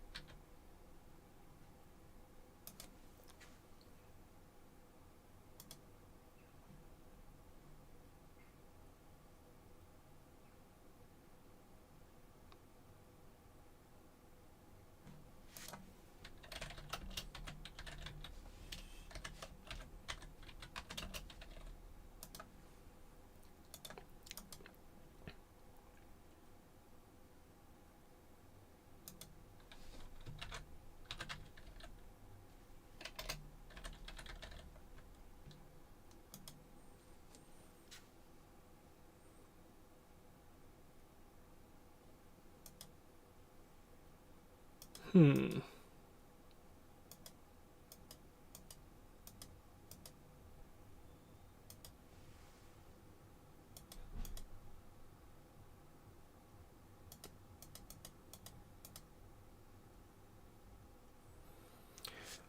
Okay, Kaya asks him the question, and you move through those gates like a natural. Where did you say you were from? And he says, a small village up north. You've probably never heard of it. Um, yeah, it's one of those ones.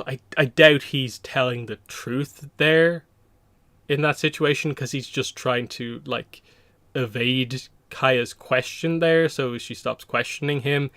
Um, and then if it is true, it's very generic. I'd say if he is from up north, like I assume that means like I assume that would mean like an Earth Kingdom town up north rather than like Northern Water Tribe. But you know, there is that. Um, so yeah, I wouldn't really read into that much. So yeah, it's very difficult to speculate ultimately because I don't think there's anything that would super ties him to like one nation over another, and you'd almost assume that like he's maybe one of those characters who like because of the timing of it all, um, is probably just from like a generation where like it's at the start of like the nations beginning to merge a little bit and stuff like that. Um,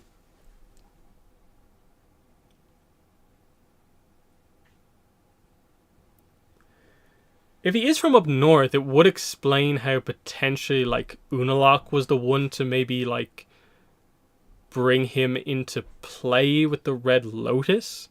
But again, we don't really know too much details about like the exact formation of like how a lot of characters actually joined the Red Lotus, and stuff like that, and the timing on a lot of this stuff. Hmm. Like he's obviously part of it long enough that with the loss of Unalak, he becomes the leader effectively. So, he must have been part of it for quite a while. But it's it's a tricky one.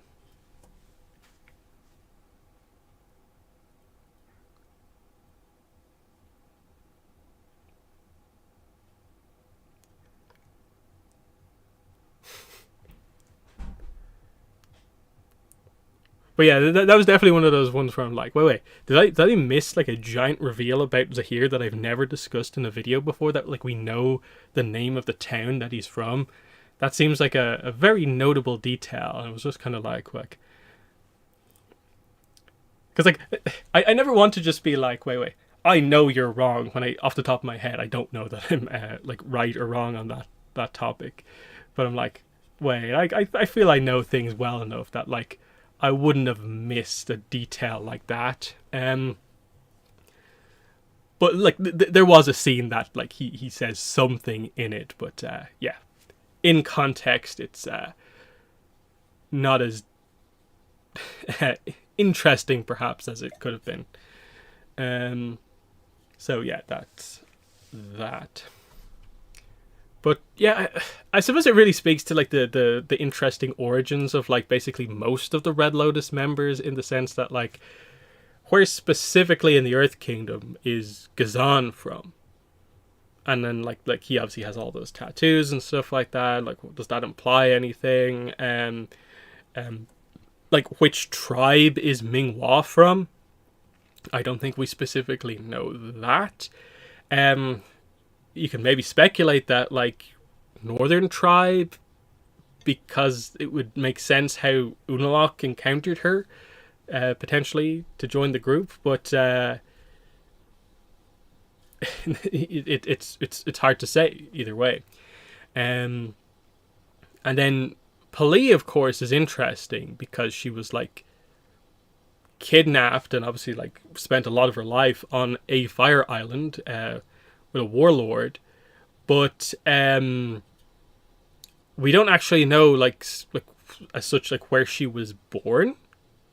Now it would be interesting if they like it was this. Like, this feels kind of important in terms of like what they're trying to do with the combustion bending origin here. Of like, is this little unnamed island kind of actually where all of the combustion benders we've met so far are from? Like, is this where Combustion Man is from? Is this where Pali was born? And so on. Is this where Combustion Bender Patient Zero from this era is from? It is an interesting one for sure.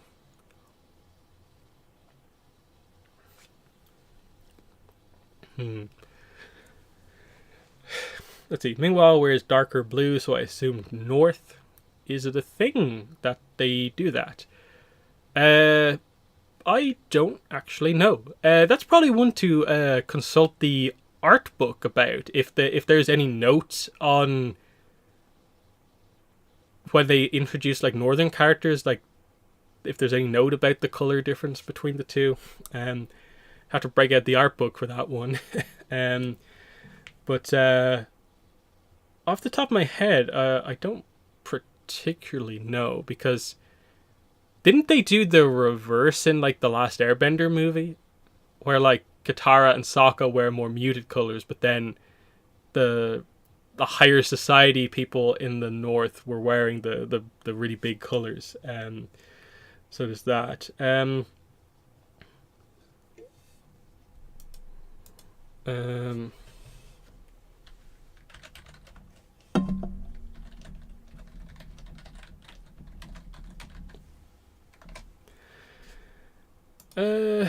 Let's see.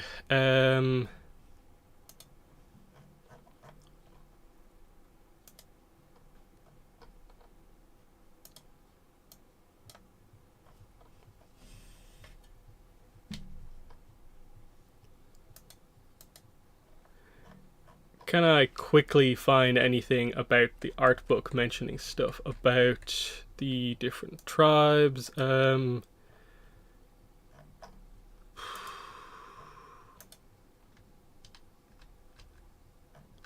Let's see, where are we here? Okay, Siege of the North. Is there a page with the character designs? We're probably a Northern Air Temple. Okay, let's see. In designing the Northern Water Tribe, we wanted to show how the people were a little fancy and cosmopolitan. In contrast to Katara and Sokka's more rugged tribe in the south, designs by this person and this person. Paku was first designed for the main titles. Of course. Nothing specifically about color there. And then in the pictures that they show on the page, obviously Paku's wearing a darker color. Yue, of course, wears a more kind of like purpley color. And then, at least to me, just from the art book, they definitely show a blend of, like, some of them are wearing slightly darker, some of them are wearing lighter. There's maybe a sense that the men wear darker and the women wear lighter. From some of this stuff here, just the kind of shots of all the random characters. So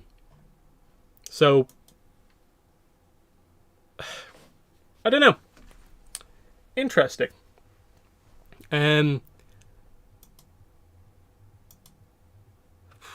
Yeah, so I think based on that description, it's probably more of just the outfit designs rather than the colors. That is the specific thing. I would say the colors are probably pretty similar, but between the two ultimately. But who knows? Like, you can obviously get into the whole like fashion across the ages and stuff like that. But maybe there's a slight tendency for the South to be a little bit lighter with the blues and stuff like that. But if you could use that to describe why Ming Hua wears different clothing, I'm not sure. There's always that.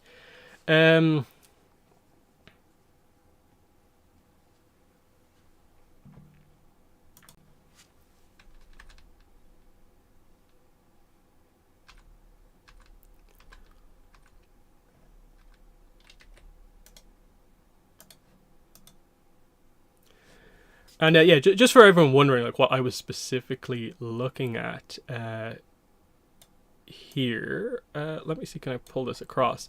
This was the page of the art book that I was looking at to kind of get a sense of the things. And I'd say you can see here with the children, like they just seem to go with different tones. Where like they all have like a bit of, most of them seem to have all a bit of darker blue on them. You can see with these three characters versus these three characters that like the men are wearing darker. Paku, of course, kind of continues that. But I don't know. I don't know if you can read too much into that as being anything of particular note. This is going to get into like, ooh, is it different shades of green for different stuff over the place. But yeah, let's get rid of that.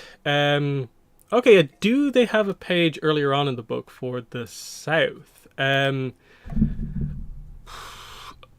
Wait, would that actually be here?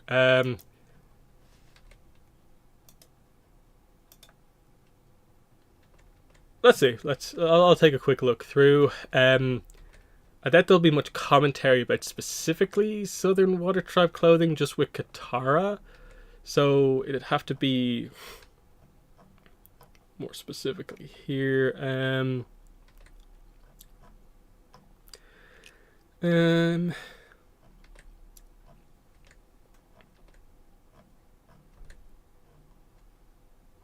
No, into Warriors of Kyoshi now. I'd probably have to take a more detailed look through the book, really, really specifically to note any of that. I'm not sure if anything specifically is said.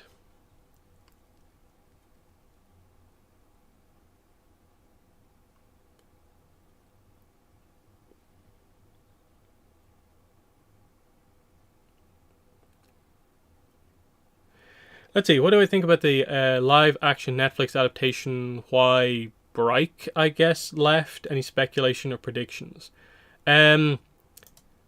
Yes, I suppose it's always going to be a thing with this show. The question that needs to be asked: why did Mike and Brian leave? They said like creative differences, and I think that's just going to be one of those things when you have the original creators on board. They want it done a very specific way. Maybe the production didn't quite allow them to fully direct it in exactly the way they wanted it to. But we should also probably factor in that they might have got the information that like they could do Avatar Studios around this certain point, and that might have helped in the background them make their decision, realizing that like this project wasn't the only big project in the future for Avatar, and that they were able to do more animation. I don't know if we'll ever get the full like details specifically on what exactly happened, what exactly were the problems that they might have had, and do any of them like persist to this day. We know that at the very least they have the credit on one of the episodes. I think, is it the first or second episode? I think Mike and Brian get the credit, so it's not that they've discarded everything Mike and Brian did on this live action show, but that's just an interesting thing.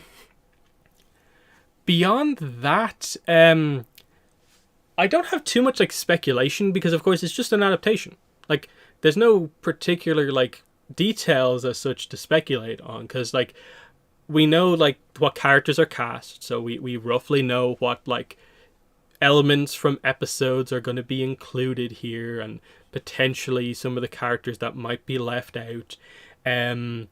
So the speculation, I guess, just really comes down to more of like how specifically they will choose to sort of like align a lot of these elements together and stuff like that. Like the main thing is probably like, look, episode 1, 2, 3 of the show, you assume that'll be most of episode 1, maybe a little bit of episode 2.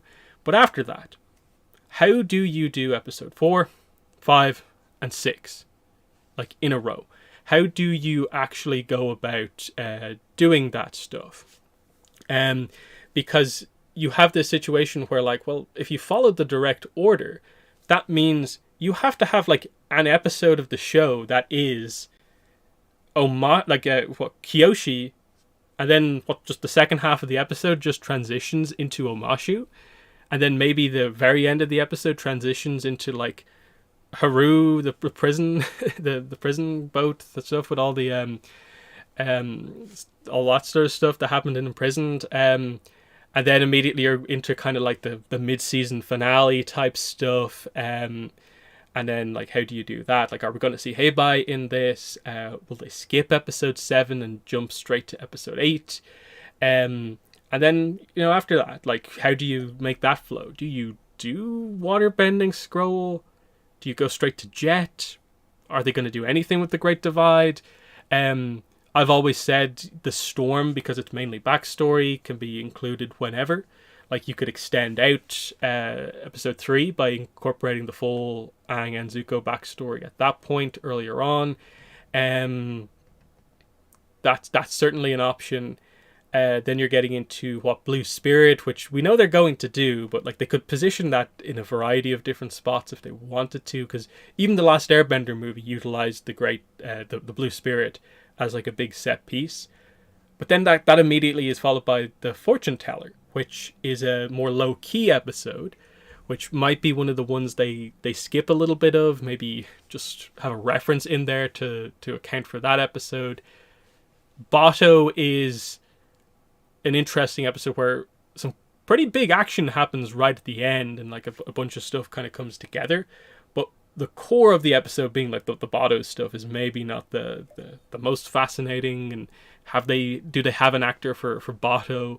I think we know they have like injured Water Tribe man, but we don't know if that's necessarily Bato or not, and what exactly that means. And then you're into the Deserter, where I don't believe Zhang has had any casting information at all. So maybe the Deserter gets skipped over, which would be interesting. 17, we know they have actors for the Mechanist and Teo, so they're doing Northern Air Temple. And then, of course, they're going to do 18, 19, and 20. So it's a lot about the middle of the book, because like it feels like the start and end of the book kind of writes itself. That's going to be your opener and finale, but it's all the stuff in the middle that gets a bit messy. And then we know they're going to add in new content, because they've changed a little bit with, like, it seems like Suki's mother has replaced Oyaji effectively, and then they are going to utilize past lives more. So it seems like we know there's going to be some Karuk stuff that we, of course, didn't get in the animation at this point. Kyoshi, who, again, doesn't really do anything in book 1, is like has an actress. So there's going to be some stuff there with that. Of course, Roku makes sense. We're going to get Roku stuff, but like, you know, how are they going to incorporate all that stuff in? There was like rumors kind of like leaks about some of that stuff where like it looks like they're maybe going to incorporate Karuk into the finale, which would make sense with the whole looking for spirits, kind of hunting for spirits aspect at the end. The connection there, it kind of is actually more fitting that Karuk would tell Aang about Ko. That way you can actually incorporate Escape from the Spirit World Karuk into the actual content with a little bit of Shadow of Kyoshi stuff if you have to. And we know there is some sort of a relationship between the live action production and Avatar Studios, because like they got like pretty much one of the first references of like Wolf Cove being the name of the southern capital and stuff like that. There's certainly options about things that you can do here, because by the time you get to the finale, Aang has connected with Roku. If you follow the kind of chain aspect of the Avatar, it would mean that Aang would have to encounter Kyoshi at some point after the big episode 8 thing where he finds out about the comet, which could make sense. Maybe they will change where exactly the Kyoshi Island stuff happens to give it a little bit more chance to stand out on its own. and when he goes there, maybe it's after he has an encounter with Roku, then he can have the encounter with Kyoshi, which would then open up the finale to him going one further back in the chain to Karuk, to have that connection. That's probably a nice way to do it, and you can reference that lore of you have to go back like in order effectively to make it work. And I think that's a nice way to do it. That way you're having the past avatars like give him advice on like their location effectively. Karuk is from the Northern Water Tribe and that sort of stuff.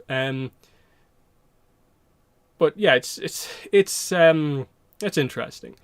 Let's see. I just hope they don't try to introduce or name drop a new avatar and make everyone think it's canon. Yeah, I don't think they're gonna do that. Like I think they know that what they need to do here is be as authentic to the source material as possible. Yes, they will make sort of changes to make it flow better, but I don't think they're going to do anything super different that would like just kind of frustrate people, because they know what happened with the last Airbender movie. Like, imagine they replaced the past avatars with a random dragon and didn't explain anything, like the last Airbender movie did. That would be a bad move. So I can't see them particularly doing stuff like that, where they just like throw out like information that will be like debuted to us in this show, and then it makes us question like, wait, is that canon or not? That's kind of awkward, what you're doing here. With stuff like, say, place names, I suppose, if we just happen to maybe get a place name referenced on screen that maybe we hadn't seen before, that's, I think, okay. Something as big as a new avatar, like if they reference an avatar that's not even from the novels, that would be a bit like, what are we doing here? But I think they probably know not to do that, and to kind of just, kind of keep to themselves for the most part, reference a little bit of the extra material that they have on offer, and just do it that way. Because yeah, they know exactly what not to do from the last Airbender movie, and I think they'll keep that in mind. Beyond that, like, it's pretty much just probably like the main speculation to have about this is just like what the fandom reaction is going to be. Because my own prediction for like myself is that I feel I'm going to see this thing and be like, yeah, looks solid. I can't imagine myself having a particularly strong negative reaction or a particularly strong positive reaction to whatever we see. I think it's just going to be like, yeah, looks fine. It's going to be more like the fandom overall, where there is a certain section of the fandom that has like a lot of hype for this. And I just wonder, like, can it ever live up to that hype? Because if you were around in the fandom during the whole Last Airbender thing, you will sort of remember that, like, the turn on that movie did kind of really only happen once people really got to see it. I think there was a lot of holding out hope, and then it was kind of once people actually started to see it, that's when it really just got bad, and it developed the sort of like legacy that it did. And there is that tendency amongst the fandom for stuff like this, like a new project like this, if it doesn't meet the super high expectations, that there could be a lot of negativity associated with this. And you kind of wonder, will that be what happens? Because it's already happened a little bit, because when Mike and Brian left the project, I think a lot of people who were excited then were like, oh no, I suddenly have lost all my hope for that.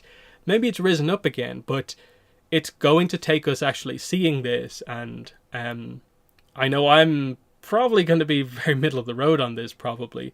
But if it's really good, I'll give it praise if it deserves it, of course. But it's more of the fandom that's known for maybe more harsher reactions that I'm kind of interested to see, because there is the history of it happening. You could even say Korra is somewhat of an example of this, of like, it is something that was different than people expected for the second series, and it has taken years. You could say to a certain degree it still hasn't fully happened yet, with a lot of the fandom accepting that this is in fact our second show and fully appreciating it for what it actually is. A lot of people have got there at this point, but like it kind of feels like it has taken the core of 10 years for Korra to get out of the wait, this isn't the ATLA sequel show that I wanted type situation. But that's just any big fandom. These things are going to happen. These things are going to happen like all over the place, of course. So that's what I expect, because like in a way we probably have to sort of prepare ourselves for the fact that, as much as I think the general reaction to, like, say, the leaked image of the 2025 movie has been good, there will be a subset of the fandom who comes out of that and it is not their exact vision for what the gang as adults having an adventure is or was. And people are going to not like that. It happens with every big new thing added to any kind of fictional universe. There'll always be just some people who just don't like it. And there's that. Let's see.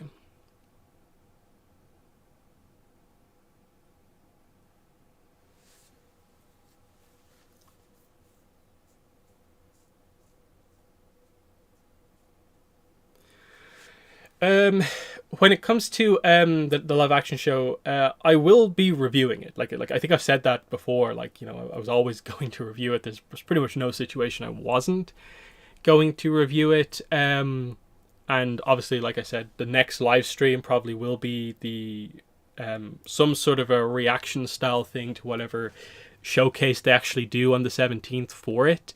I don't know. What are we actually expecting from that, I suppose, is maybe one of the final topics here on the stream.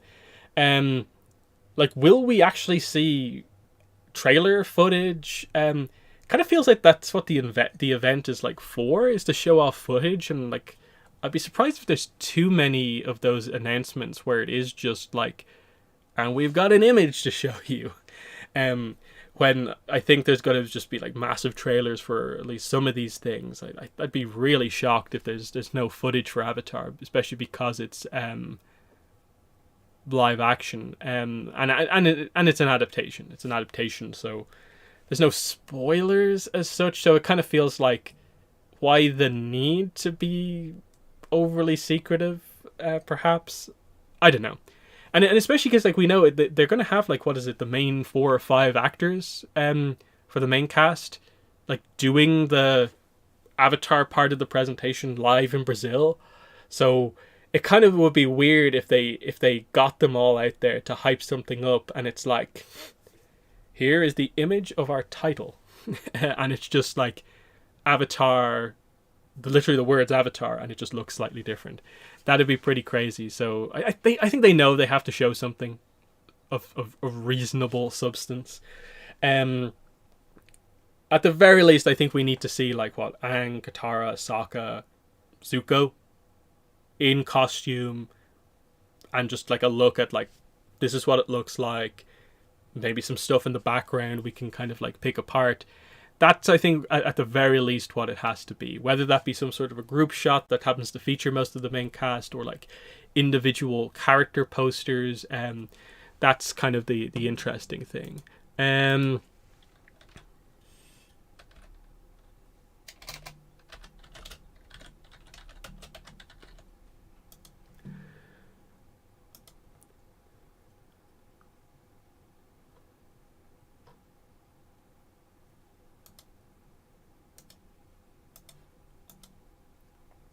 Because I suppose, just as an example, this is pretty much the only visual we've seen for the live-action One Piece from Netflix, and I think they broke this down into like separate images for each of the characters. So, like, would we be okay if it was just like Avatar's version of this, where we just got like a glimpse of like the main couple of characters and some sort of like oppa in the background or something like that? At this point, like, I'd be relatively happy with that, but I think there would be, I think, a bit of annoyance if we don't actually like truly get to see anything. Now, One Piece has already had this revealed. We know there will be something One Piece at this thing, so I think we're expecting the first footage for One Piece for sure. It'd be a bit weird if the only thing that they did was just like, and now the other side of this image where we actually get to see the characters' faces. So I don't know. But I don't know. It because it's being done during a big like live stream thing. I don't know if they can just do this, because like this just randomly was like posted on social media when it came out. I think no real big event surrounding this, so I think the likelihood is that like they have something a bit more notable for Avatar.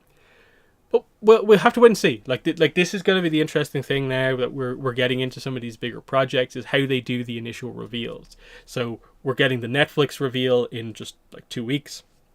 But then when they eventually do Avatar Studios, like how are they going to do the reveal there? Because there are two things with Avatar Studios to reveal. They of course have details on the first project, but because the plan is for so many different projects, they also have to reveal the sort of Marvel Studios-esque kind of slate of shows, which they haven't done yet. As it's been noted, of course, that like they initially announced that there's going to be all these different formats, but they've only so far talked about movies, even though the rumors are saying the first show for Avatar Studios is going to be the same year as that movie, but they haven't announced the first show yet. So there's all that sort of stuff as well. But yeah, we're maybe expecting something like that. So yeah, I'll actually wrap it up this time. So yeah, like I said, next live stream will be on the 17th for the Netflix to Dumb thing. I won't be doing the entire event. Like I said, I'll probably wait until the Avatar section happens. And then once the posts are maybe up about that, like we have the trailer separately, like on its own and the information, then I'll do a live stream. But like, I think the expectations will be that like within half an hour of the Avatar stuff going online, I'll be online for a stream that day, unless something else comes up that means I can't do the stream. You'll know ahead of time when I post about it, of course. Similar to this, where like I'll do a post on Twitter maybe ahead of time, on the YouTube community post if it's going to happen, and I guess that will be the official June live stream, will be the Netflix reaction, and then we'll do some sort of a live stream in July, maybe San Diego Comic-Con reaction, depending on if we know if there's going to be a panel or not. If not, maybe a early Yangchen book 2 kind of opinion review stream. Depends on where everyone's at with that, of course. Kind of what happens and so on. But yeah, there's that. So yeah, wrapping up the stream. Thanks for everyone to coming out to this one, where we went over the Yangchen Chapter 1 preview here. Again, links all over the place if you want to check out the chapter yourself. This stream will be live as a video like the second I end it, so you can go back and watch it that way if you wish. But yeah, thanks for everyone to coming out. What did I say there? Thanks to everyone for coming out to watch the stream. But yeah, that's been it. Thanks for watching, and bye.